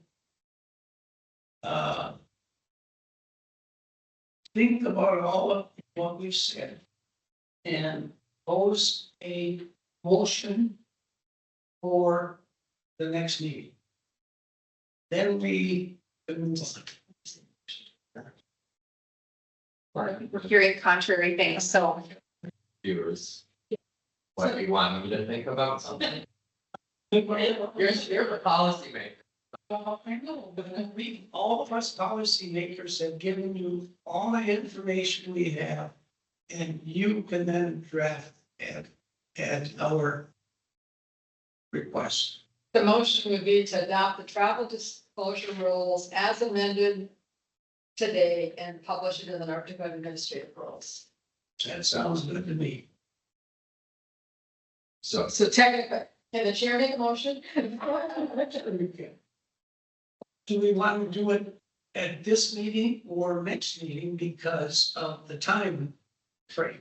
that depends on when you would like it to become effective. So if you want it to become effective July 1st, you would have to adopt it, but we do it today or at a special meeting before May 1st. If you want it to become effective on October 1st, it could be done. There's a month time frame, but after May 2nd, so you can do it at the May meeting and then it would become effective in October. Right, let's do it at the next meeting. I think.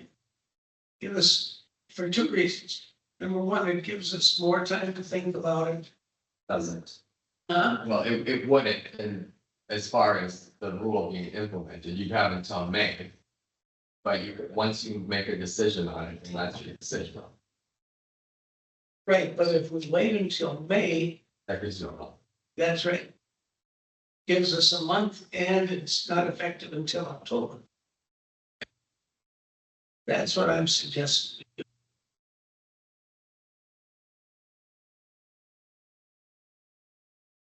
Others? Jared looks happy with that. I just, feel there's uncertainty. I don't have a buzzing. That would simply, the official action would simply be laying this on the table or not taking an action. Yeah. So I don't know if it should be necessary under those circumstances, but I guess I'm confused why you would want me to redraft if there's some direction. I think I just did. So don't change anything as it stands. You just, We should just think about it. Some more. Motion is to table. yeah, let's table it until next month. That's my suggestion. Give Logan time to think about it. Logan is one big one. If something you want me to draft, anyone to do, let me know. I will do that.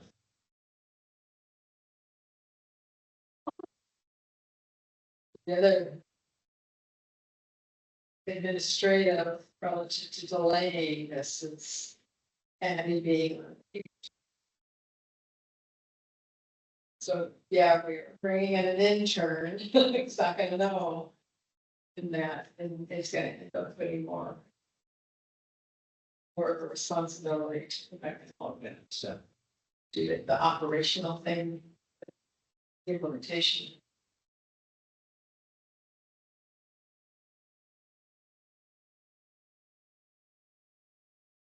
I'm of the mind that I think this is a good draft. We've talked about it. We have different iterations. I feel we should pass it. I send the motion. And it becomes effective July. And then let's see what happens. With the understanding of what we just discussed, because I don't think it's, even though it's like, well, do we just take those words out or do we add in that last sentence? Like, oh, because then we're just keep circling it. We kind of know, but oh wait, then if we do that, the implications go. But there's that understanding of the implications of that, and again, when we adopt this, we can amend it. Yeah, I can accept. Personally, I'm ready to vote and get it out there. But if everyone wants to wait, that's okay too. But I don't think my mind will change on anything. I don't think my thinking will change.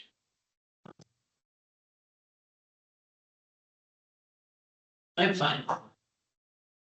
I'll make a motion that we do it today. That we accept. I don't know what the wording is, but Motion to adopt the travel disclosure rules as amended and published in the North Dakota Administrative Rules. so I'll second. We have a motion and a second. Any more discussion?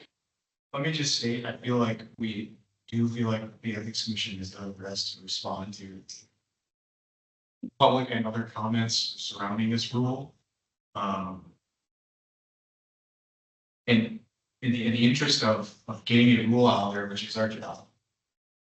I'm supportive. Yeah, thank you. And that's a good point, that yes, part of why I mentioned it. We did have a public hearing. We've also had input in other ways throughout our meetings and stuff since it's all started. Getting back to 2023. All right, there's a motion. No further discussion. You want to call the roll? Vice Chair Goodman, aye. Commissioner Hubright, Aye. Commissioner Sharp, Aye. Commissioner Western, Oh. Chair Lindquist, Aye. Record will show 4 yeas, 1 nay, motion passes.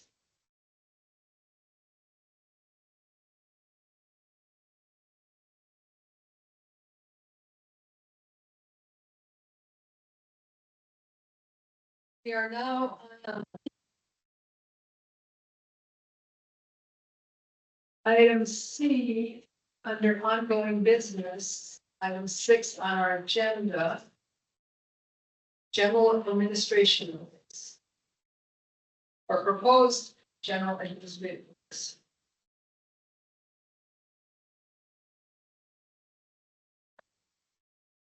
Yes, I can give some background information. I know your meeting memo says that I recommend changes to the rules, but you have the version that doesn't have those recommended changes included. These rules haven't even started the rulemaking process. It's a draft, a proposed rule for the commission to create organizational rules. That they're referred to as bylaw. With some context and procedural matters for the commission for people to go learn how the inner workings of the commission and different things and having that set out in our rules. Haven't added any changes. We haven't had much direction before changes, I guess, since we last talked about them. It's been a couple of meetings. My suggestion and the legal research that I've done, covering the commission's subpoena power, I would suggest taking out what is current page 6 of discovery. I think the commission's subpoena power can be effectuated and more straightforward means, and we can discuss that in the context of when we need to issue one. But I just don't think it needs to be in the rules as stands. I think it's a little bit somewhat misplaced in the organizational rules. So my suggestion would be that this time, given legal research I've done since we last talked about it, remove chapter 115, proposed chapter 1150103 titled discovery. And I'll admit, I agreement with council as to this issue. You know, there's quite a certain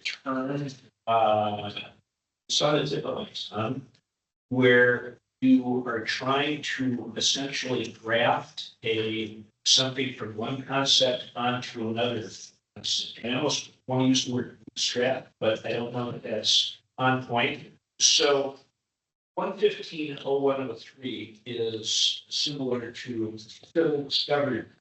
And in civil lawsuits, you've got A versus B, and they're battling back and forth with each other to determine whether A should get money or B should stop doing something and the like. Where process is in the sense that you have a complaint, makes a complaint about public official X, right? In this instance, is there the same kind of expectations where parties discover each other's stuff? Because it's the commission that ultimately is supposed to be doing the investigation. And so it seems that that being civil discovery process onto something where the commission is acting as the discoverer may not be the perfect fit.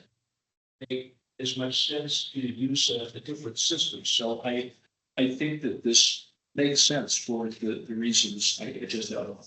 Hey.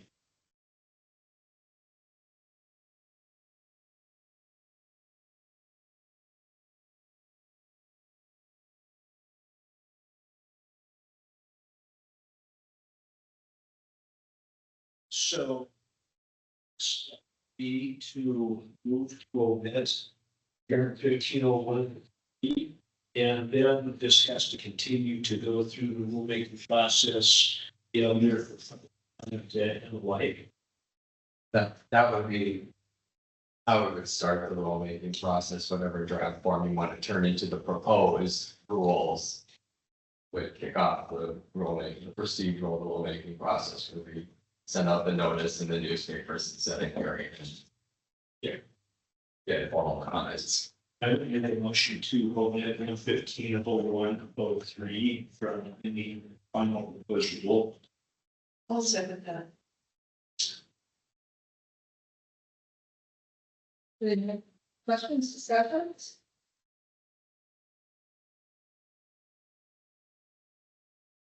Motion on the floor, hearing no more questions or discussions, call the roll.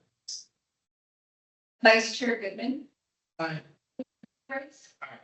Commissioner Sharp. Commissioner Western. Chair Lakers. Aye. Citizens. So then if we want to start the rulemaking process, we need another motion. I don't know if there's any on change, but it's kind of in a state of flux, I guess. We want to move forward. We want to draft something in addition to what you currently have in front of you.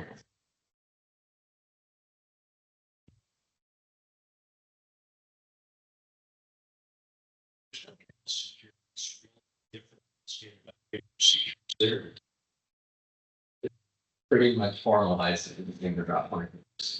I move to take this to the formal administrative rulemaking process.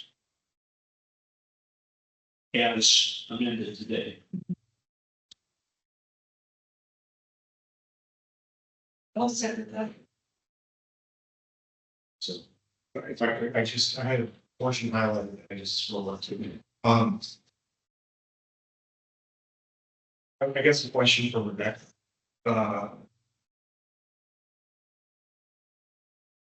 We discussed the perception of you know, the importance of really knowing that executive director acts based on what the commission directs, correct? So I just want to make sure Rebecca is okay with 115.01.201 executive director number 3, where it says conduct the business of the commission. Maybe it's implying that we're talking about the day-to-day running of the agency. But I want to make sure the executive director. It's not too broad. I know how it's done in practice. I know how we run things in practice. I hope I'm not putting an unfair question to you, Rebecca. No, Commissioner Graves, I think I understand the question. Perhaps we could change it to conduct the business of the commission at its direction.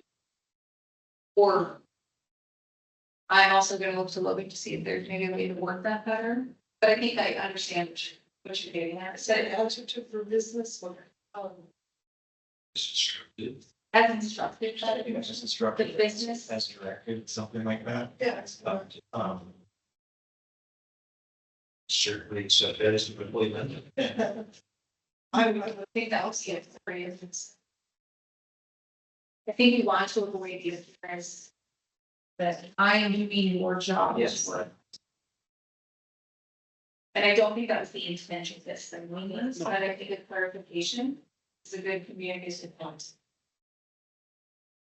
So we conduct business of the commission as directed by. Or as instructed. Either one. That's directed. Yeah, it's. I would. Which one has more own judgment? Directed. I think directed. So as directed by the commission.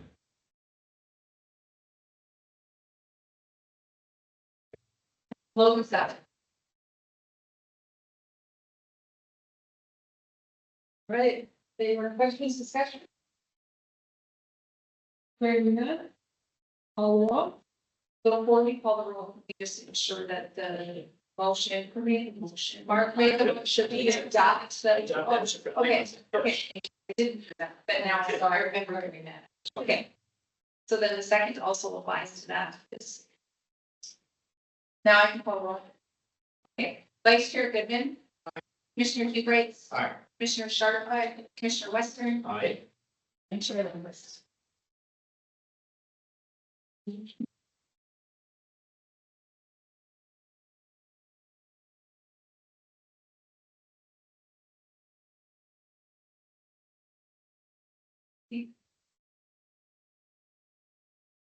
All right, we are now item D under ongoing business policies and procedures, media relations policy.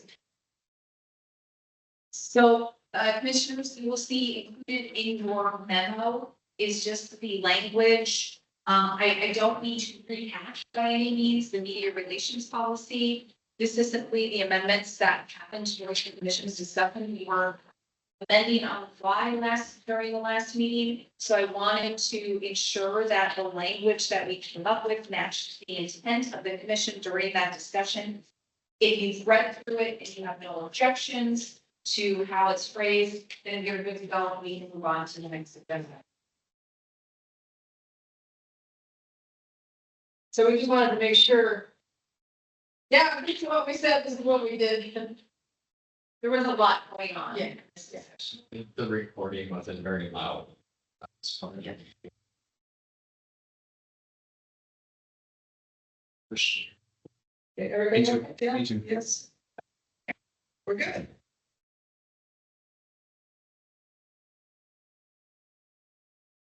All right, standard operating procedures for meeting requests. Yes, so I'll just provide a quick overview and then the commission can discuss. There is a draft, the draft that has been created. Chair Lindquist asked staff to draft a standard operating procedure for the commission to follow. As we had talked about repeatedly in the last few months, the idea is for commissioners to get out there, have meetings with individuals. But we need to also ensure that we comply with open meeting and open record retention policies and laws. And also that everybody has consistency with their communication. And so what has been put together by staff is a very draft. And I'm going to use former Commissioner Stock's term that it's set in sand.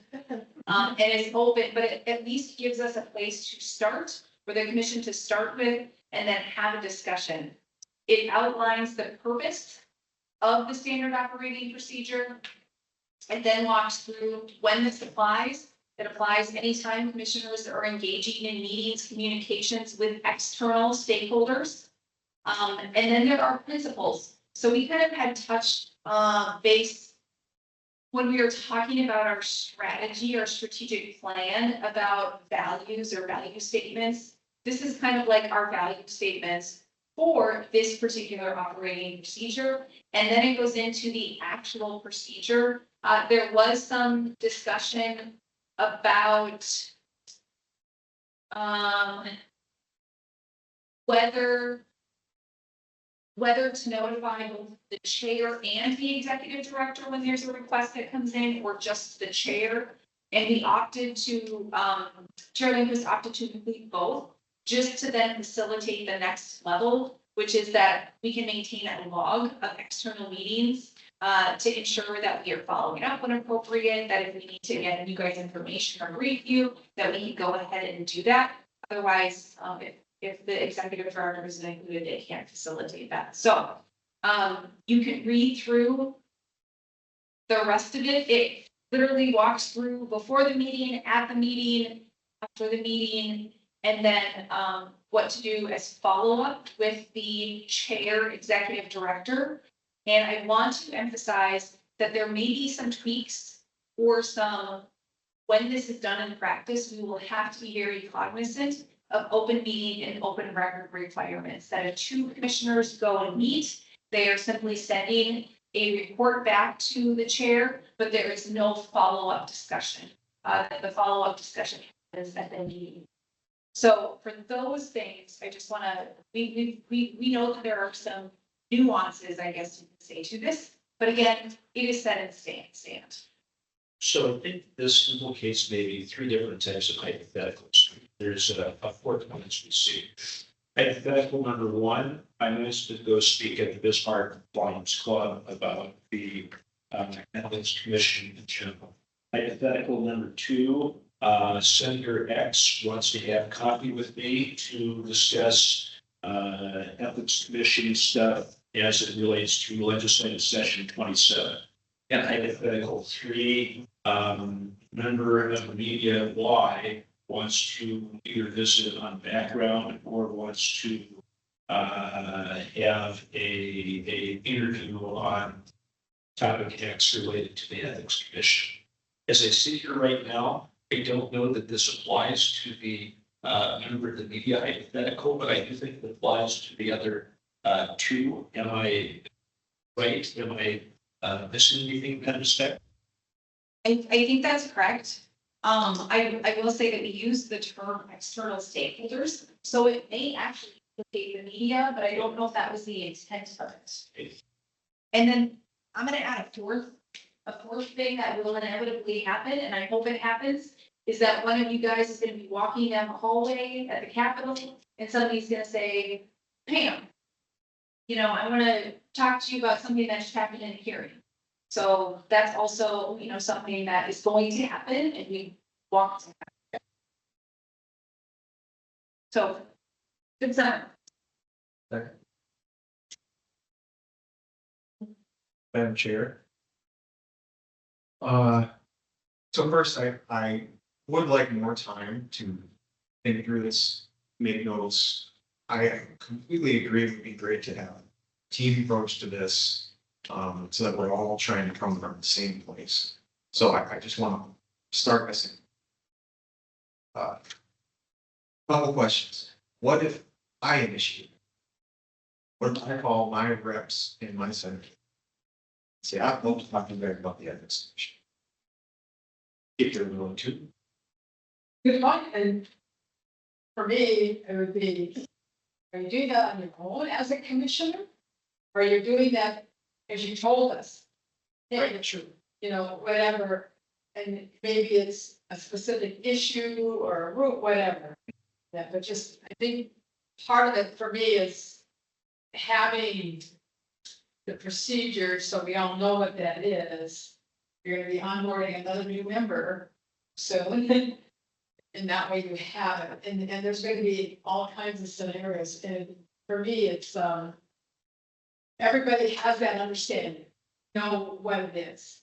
And it's out of respectful, professional courtesy that, oh, I saw somebody, I was at the men's school and I saw one guy here, representing here, I ran into him in the hallway and then was visiting about med school stuff, but then, oh, he segued and talked about my role on the commission, for example. So, yeah. In knowing when, oh, I need to tell the commission that this happened. Yes, we want this, I didn't respond, whatever. Or I also need to let Rebecca know, the staff know. Because again, it's so contextual. Yeah. In circumstance, I mean, because you just don't know, and you want to be nice, you want to be friendly, you want to be respectful. But then we have someone here. What are they asking about, and kind of why are they asking that? And how do we take advantage of it, I guess, to inform our work and make our work better? So, yeah.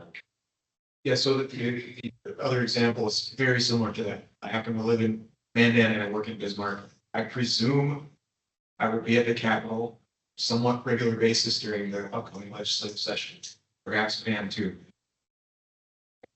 Don't think this is the intent, but just like you said, if legislator X comes and talks to me, be like, hold on, I gotta call Cindy and I gotta call the staff. Just wait there, just wait there. And then I'll come back and then I'll come. I know that's not the intent. No, not at all, not at all. But again, just procedurally, I guess, for all of us to know, here's what it, and then also as we do prepare for legislative session with Victoria's help, what is that message? What is our message? And maybe each explain it differently. You're gonna be more lawyerly when you talk to somebody or, and that, but it's still the same message. That we have a cohesive message on behalf of the commission. Asks what our work is, what we're doing in that, and yeah, and yeah, it's gonna be as malleable or somewhat fluid, but just so the common ground is there. Okay, so let me go through a hypothetical. So I have coffee with legislator X and we discuss budget issues. I don't make a pitch on behalf of the commission, but discuss something with glittering generalities. Afterwards, and I'm thinking about the reporting end, the legal equivalent we'd say is memo to file, except it's going to be essentially, so on April 24th, I had a conversation with legislator X. We discussed these issues. And now here's where I wonder, when we're talking about this in the respect of the public document, my impressions are legislator X told me this. My impressions are legislator X will vote for this, but will not vote for that. And I fired that off in an email. All of a sudden, that's a public document, and I think I have concerns about where that places the confidence or confidentiality, if you want to call it that, conversation, because then all of a sudden, well, this is what everybody's saying. You know what? I don't want this to be public. I'm not going to talk to them anymore. I think that's a good concern. And I feel like and it might be the training of how we brief, right? That it's not impressions, like I think of like attorney-client work product, that you're stating the facts. So I think of like Cindy, your example, right? Really what we need to know is that we're feeding you conversation. That's it. And the reason that's helpful is because, okay, so now let's say that we need Eric Murphy's vote. It's not gonna be Pam who goes to him, it's gonna be Cindy who goes to him. And that's the coordination I believe it is a percent, like a man-to-man offense or defense, right? So it's going to be on that particular legislator, given previous conversation. Maybe Jared's had a conversation with X, Y, or Z person, right? But we don't want to give any enough information to give away strategy or legal positions, or also then deter people from talking with us. Yep. It's really comes down to, It's like a CRM. I don't know what CRM is. Risk management? Customer relationship management. Oh, Every time you have a communication, like, okay, we discuss this. Oh, yeah, 217, discuss that. where that gets to be difficult. And I think this is something is near the end of legislative session, one of the commissioners, what we've done in the past, one of the commissioners is in the room. Like being the point person, making the decisions, and then they report it back to the commission. Murray did it in very detailed emails. And that was, however, he reported that, I believe, after the action was typically taken, but to provide the commission with an update. So I think there are different contexts where the level of detail is different. So something to consider. I want to tell you the kind of thing I get in a small town. Ron, are you still on the ethics commission? I'll say yes. Well, what are you doing?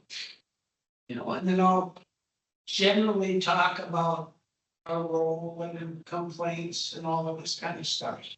And they're happy with that. I try to stay as vague as I can, but I don't want to insult their intelligence. I want to give them more information than I feel they should get. So, but I have never reported that to anyone. So.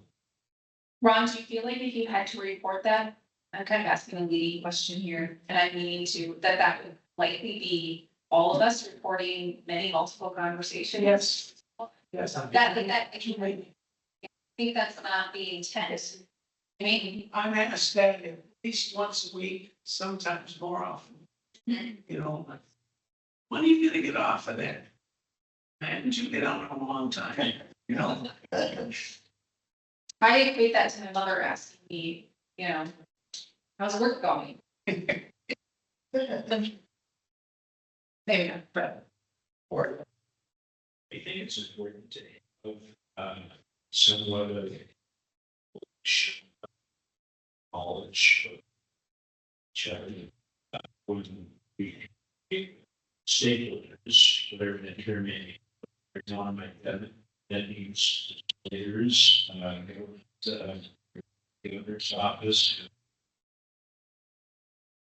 It's important to every time have a lobbyists,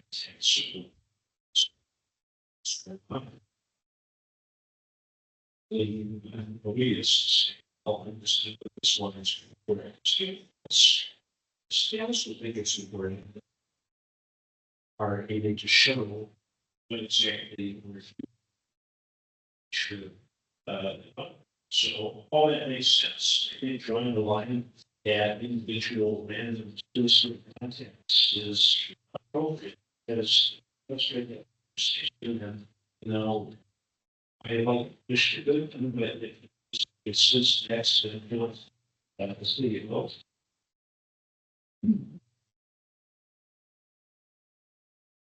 So I think if we think about the standard operating procedure with that in mind, and maybe we'll look at this from a position to say, smells great. Yeah. So it's a good draft. Rebecca just asked me a question too in the context of legislator communications. There's a statute that exempts the content of communication with legislators from open meeting. So it is important that we can have all that again and really can give impressions. Yes, you can then include that. So you got all that. Besides, it's close to history. Okay. That actually makes me more comfortable.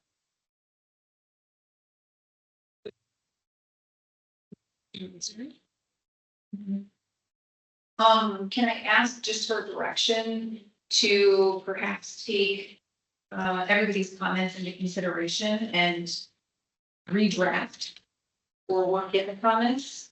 I'd like to send it out then, right before the next meeting, like maybe within the next meeting. Perhaps a draft with track changes on it. So we can Yes. see what's put in there. And then the same agenda item on next month's agenda to discuss. Yeah, they're all going to- But am I okay to send it out much sooner than Yes. with the, Is that a motion? Do we need a motion? I think we're just direct. Oh, But yeah, sure, I would appreciate it ahead of time. Once you get it done. that way you guys can celebrate it and move it along.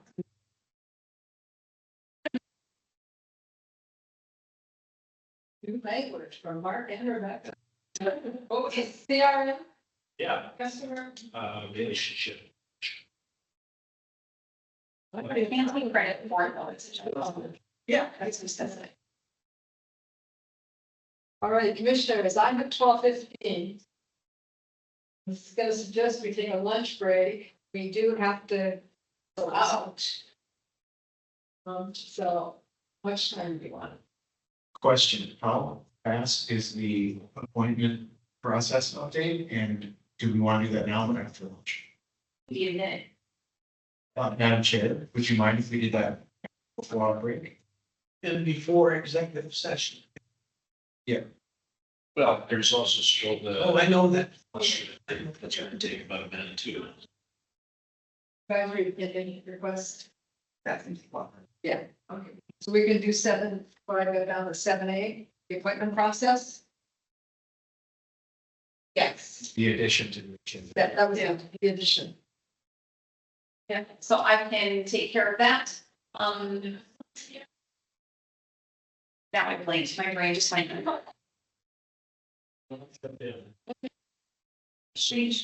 There is a table, there is a deadline for to submit applications to the state of North Dakota for two positions, one of which is the seat that Norman. I can represent that I've already given to the governor's office that I received reappointment and I'm the my application. What the governor's office and the state leaders they do after that point, I'll probably have to do these. So then. Go ahead again. Yeah, that came with my reappointment. Ron was the trigger for that one. I'm not sure why. It was, they wanted a more standard operating procedure instead of, kind of whimsical. Or in favorites or Yeah. anything else. I mean, okay, they asked, that's right. So we did, we worked with both the governor's office and Kathy Hogan to send out a press release early last week. It went out last Tuesday. And so that was a call for applicants. We haven't had any, I do believe Commissioner Western gave a nod to it. On the appointment process, right, Tyler asked this show, right? But not during the Joel Pike one, I don't think he came up there. But we don't have anything other than that planned right now. I think I'll probably touch base with Dustin in the governor's office in the next day or two to see how the number of applicants looks like. And then see if the group wants us to do any more additional. But there seems to be a lot of people who are interested or who are questioning. We have received calls to our office asking about time commitment and what, what they need to do. And so we recommend the governor's office or adding answer the question about time commitment to the best of my yesterday. So, but we just provide logistical support. We don't have any part of the actual determination by, but everything comes out of our office. Since What are the deadlines for individuals applying for the positions? April 30th. April 30th. Oh, okay. 12 positions. Yep. Any other questions? It's longer than a minute. Okay. No further questions. So going back to my suggestion that we take the lunch break now, 12:20. And then we probably need an hour. Because we have to go out. We all go to the same place. You can, you just can't discuss. Right. You can talk about where. Cafeteria, yeah. Says Larry Stone is supposed to stay. Larry Stone.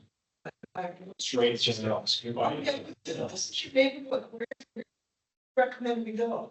Stone is fine. After that, I know that there was the place that where the registered enforcement has closed to Reliance was close by. Let's go there. So I propose to North Dakota Ethics Commission for a lunch break. We will take an hour. I have 12:21. We will reconvene at 1:30. Good afternoon. We are reconvening the North Dakota Ethics Commission, and it's approximately 1:38 p.m. here on Friday, April 24th, in Fargo, North Dakota. We are on item 7 of our agenda. Advisory opinion requests 2602, 2603, 2604, 2605, and 2606. And I'm assuming Logan? You'll help us get through this? Sure. So 2602, that's the first one we have. This is a request that we had in February from Bartlett and Weston for the Record Commission. Human Rights already put his conflict on this, so I refuse. So if anybody's curious, there's forms on our website, etc. But this request relates to a customer appreciation event Bartlett and West holds regularly. You'll see in your meeting materials, attachment 10 is a draft of that advisory opinion. And it really asks 2 questions. You'll see there on the first page. Question 1, just providing food and or an activity such as axe throwing or simulator golf to clients, including board members or elected officials, violate any ethical standards or regulations within North Dakota. And then question 2, are there any restrictions or guidelines we should follow to ensure compliance with the state's ethics laws? So he described the events, they're pretty much wrapped up in the questions that where they'll have a client appreciation event where they'll provide food and beverage, and then those activities that are described in the first question. And then the draft goes into the legal background. This is almost verbatim from a previous advisory opinion, 25. I don't remember exactly off the top of my head, but where the commission was reviewing the definition of lobby and lobbyists and the exceptions to the lobbyists get prohibition in the commission's rules. So a lot of that was borrowed from that advisory opinion. But then on page 4, we start the ethics analysis, where we have to go first into the person becomes a lobbyist and when that status does not apply. And then putting it in the context of this request of client appreciation events. And then it borrows some of the analysis from advisory opinion 2505. So then from there, we split it up into two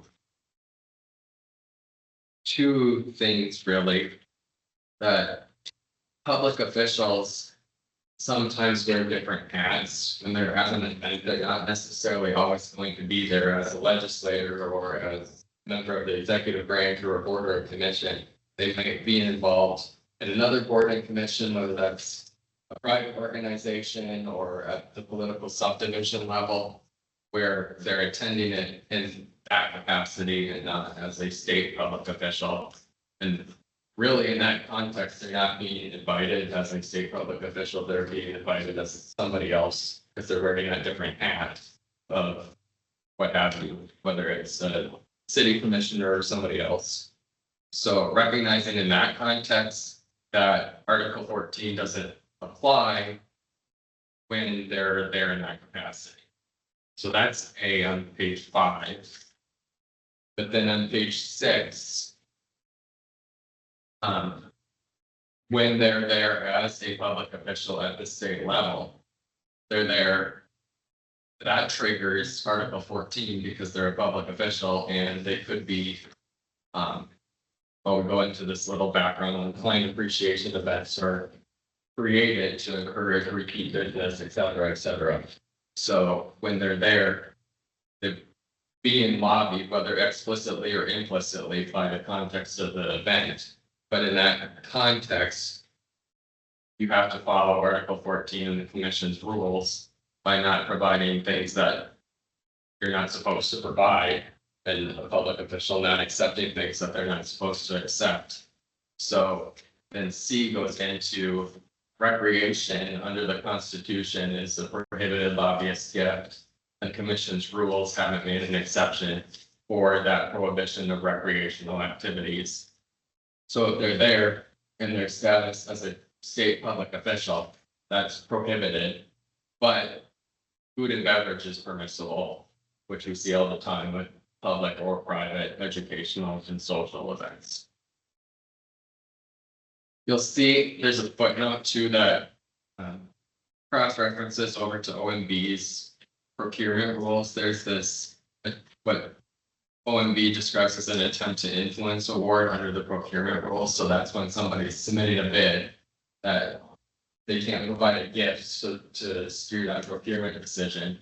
But then they have this nominal value exception in the procurement rules.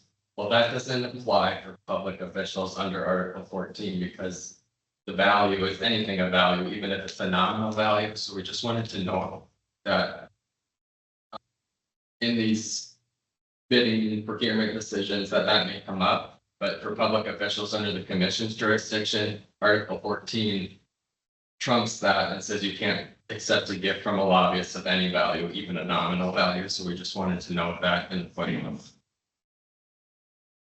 And then on page 7 is the conclusion with the summary answers to Heartland West question 1, Article 14, and the Commission's rules do not limit what a sponsor may provide public officials who attend an event in a capacity apart from their public officials' service to the state. 2, a sponsor of a client appreciation event may not provide those recreational activities if a public official is there in their capacity as a state public official. And 3, then the common exception that you can provide food and beverage at these private and or public social and educational events. Any questions?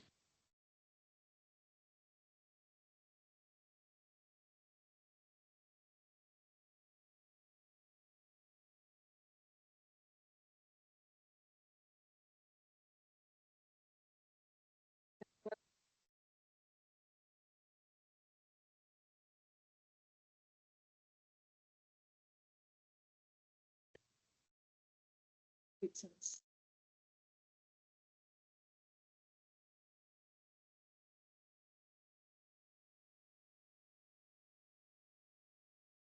Done. We have a motion. Approve the draft language and issue advisory opinion 2602 to the requester for publication on the Commission's website. Second by Ron. Further questions or discussion? Hearing none, call the roll. Vice Chair Fitton, I, Commissioner Sharp. Commissioner Western, I, and Chair Lindquist. Commissioner Keybrace is recused from this advisory opinions. Thank you. And we have already completed the conflict of interest form and it's filed on the website. All right. Continuing. Sure. So there's a few more requests. We don't have any drafts prepared today. I'll just go through them briefly. 2603, this came from the Library Association. They asked a question about holding an event at the Capitol during legislative session. We previously said we provided an advisory opinion to them. I'm planning to reach out to them and asking them for an extension for the sole purpose of having interns work on this one, because I think it'd be a really good question to have them take a stab at when they start in May. So that one may get pushed a little into the summer if they're agreeable to that, but we will certainly get it out before legislative session.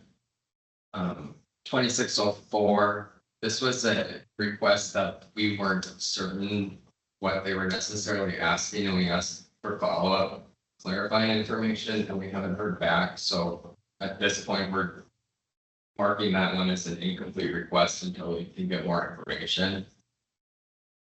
2605, this was requested by a legislator about, I think it's about serving on a board of a private organization. I don't remember off the top of my head, but it's something with a conflict of interest in that capacity and serving in a different capacity. And Chair Lindquist and Rebecca met and determined the connection with issue an opinion on that one. And then you had 2606. I have 2606 is another request from a legislator. This one's about travel reimbursement expenses for an out-of-state event, so, and whether that triggers the lobbyist gift prohibition, so Chair Lindquist and Rebecca met and determined that we work on an opinion for that one as well. I want to point out, just as a note, attachment 13 was supposed to be the email the email request. It was actually our response that was attached. So I apologize, the incorrect email was attached. But the general request was from Representative Satram. He was asking whether he should attend this out-of-state event. He then followed up with me by email with additional information, which is helpful to our analysis. So he definitely expressed that he wants to ensure that he's following the rules and that there is an educational benefit, but that he wanted us to ensure that it was good. Hence the request for an opinion. On number 2604, the one where it's going to be incomplete, or it's incomplete information. Does that mean but it's still in our books, right? Or what is its status? I guess. So as far as I'm concerned, it's incomplete. It's not a full request, so we can't do anything. Honestly, I think I would consider it closed.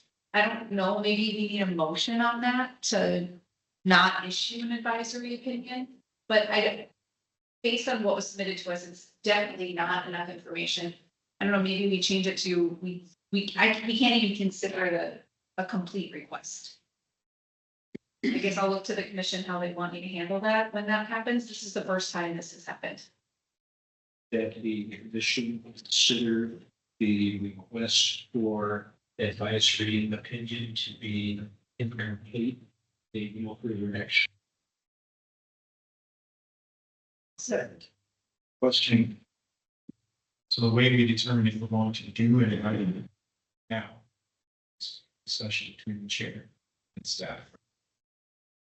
I'm fine with the motion, but if we're deciding that that one, do that will be consistent with how we choose to do one versus how we choose to. Fair. I think it's good for the record to have a motion. I think it's fine for the record. There have been other requests for advisory opinion, and they have broad reaching scope. And in those instances, the chair has chosen to bring it to the full commission for consideration instead of just making the decision him or herself. So I think it's in line with our prior actions of the commission stating for a motion. But noted, for sure. Any other questions or comments? No, we'll have to call. Yeah. Okay, Vice Chair Goodman, Aye. Commissioner Hebrides, Aye. Commissioner Sharp, Commissioner Western, Aye. and Chair Lindquist.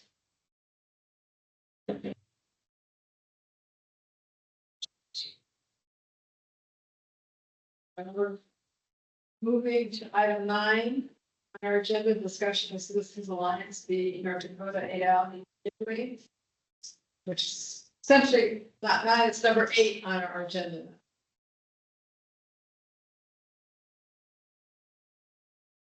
There's no update. I'm still waiting for the court to issue a decision on the motion to dismiss. So once they do, I'll let you know.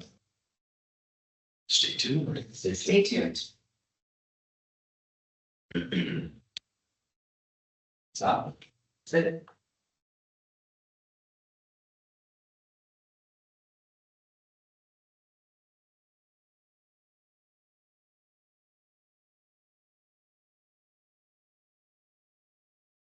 we are going to have a 5-minute. Those of you online, 5-minute break. We're back on our agenda to item Question. 8. Jared, nice to meet you.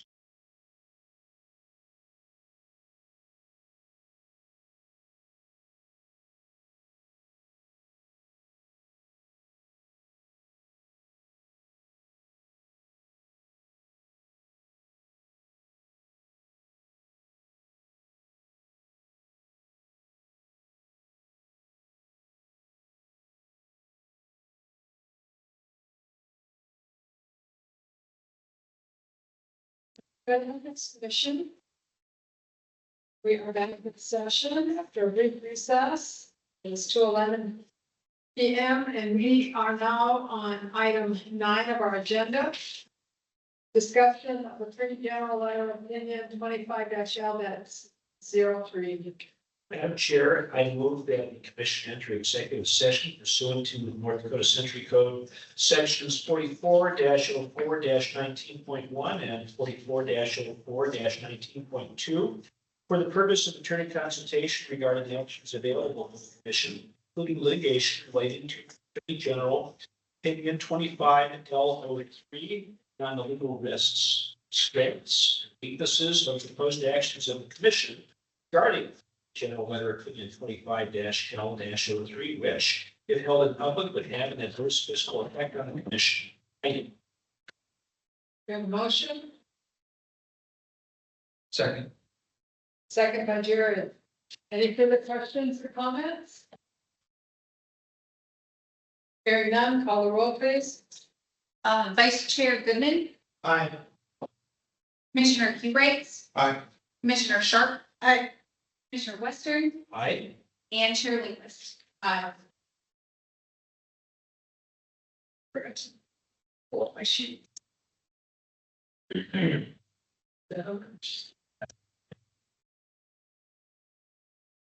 We are now entering executive session at approximately, say, 2:15 p.m.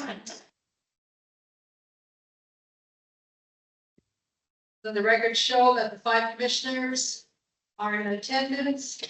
Executive Director Binstock, Legal Counsel Carpenter, and Patty, our Operations Manager, will be in attendance via Teams. We're all asking all the public to leave, and we should reconvene in open session in approximately, say, 30 minutes. We'll say 2:40 p.m. to be back in open session. So we're gonna, he's gonna get our last thing. Yeah.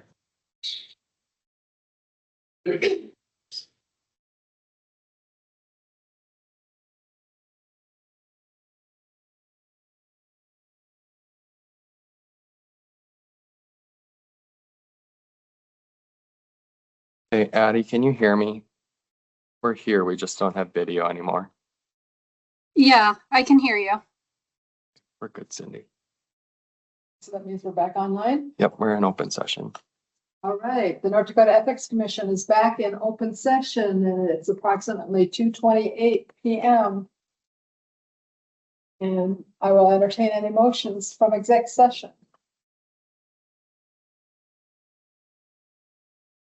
I move to have council issue the correspondence as discussed in executive session. Second. We have a motion and a second. Further questions or discussion? Hearing none, call the roll, please. Vice Chair Goodman, Aye. Commissioner Hubright, Aye. Commissioner Sharp, Commissioner Western, Aye. and Chair Linguist. Aye.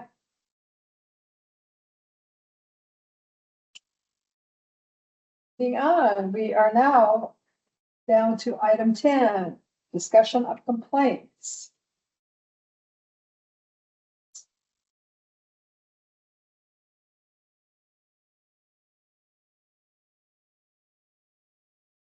The next item on the agenda are complaint numbers.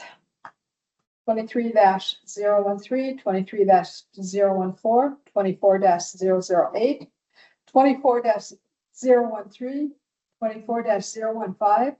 24-031, 24-032, 24-035, 25-004, 25-021, 25-022, 25-038, 25-039, 25-047, 048, 049, 050, 051, 052, 053, 054, 055, 056, 057, 25-060, 25-061, 25-062, 26-012, 26-013, 26-014, 26-015, 26-016, and 26-017. Here and after referred to as the complaints. These items must be discussed in an executive session. The legal authority for closing this portion of the meeting is North Dakota Century Code sections 54-66-12 subsection 1, 54-66-12 sub 3, and 44-04-19.2 sub 1. The topic or purpose of this executive session is discussion on the complaints. Information regarding the content and parties to an ethics commission complaint is confidential. As a complaint must be discussed in executive session, no motion is needed to enter into executive session. The executive session will be recorded, and all members of the governing body are reminded to limit their discussion during this session to the announced topic. Any collective decision, collective commitment, or other final action by the governing body must occur after it reconvenes in open meeting. The prohibition on taking final action during the executive session does not apply to providing guidance or instruction to our attorney. We will now ask members of the public who are attending the meeting to leave the meeting. We anticipate adjourning the executive session and reconvening the open portion of the meeting in approximately 5 minutes. 45 minutes. So approximately 3:15, 3:20-ish PM this afternoon. The minutes will show that the executive session began at approximately 2:30, 2:35, and was attended by all 5 North Dakota Ethics Commissioners and staff Binstock, Logan Carpenter, and Operations Manager Addie. We will now enter executive session.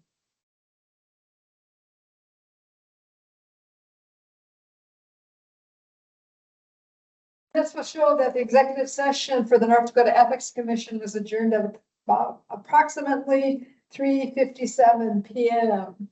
The public has been invited to return to the meeting. We are now back in open session. At this time, I will entertain any motions. Madam Chair, I would move to close complaint number 23-013 as recommended in the preliminary report and recommendation. I'll second. Motion on the floor. Further questions or discussion? Hearing none. Read the roll, please. Vice Chair Goodman, Aye. Commissioner Hubrights. Aye. Commissioner Sharp, Aye. Commissioner Western, Aye. and Chair Lindquist. Aye. Other motion?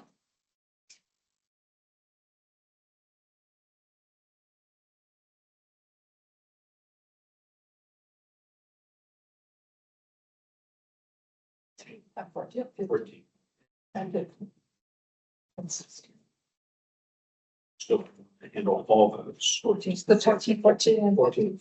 Okay, Madam Chair, I move to dismiss complaint 26014 for lack of personal jurisdiction. And to summarily discuss rather, and I also move to summarily dismiss complaint 26015 for lack of personal jurisdiction. I second. We have a motion on the floor. Further questions or discussion? Hearing none, call the roll. Vice Chair Goodman, Aye. Commissioner Hubright, Aye. Commissioner Sharp, Aye. Commissioner Western, Aye. Chair Lindquist. Aye. Motion carried. And another motion.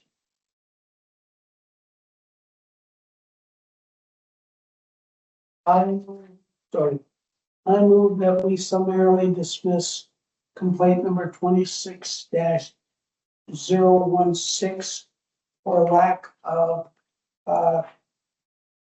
personal jurisdiction or subject matter jurisdiction. Second. We have a motion on the floor. Further questions or discussion? Hearing none, call the roll. Vice Chair Goodman, Aye. Commissioner Hubright, Aye. Commissioner Sharp, Aye. Commissioner Western, Aye. Chair Lindquist. Aye. Motion passes. And we are at the bottom of our agenda. And I'll just note the next meeting of the North Dakota Ethics Commission is May 20th via Teams. Thank you all so much. Productive day. We are adjourned at 4 p.m. Nice. Here.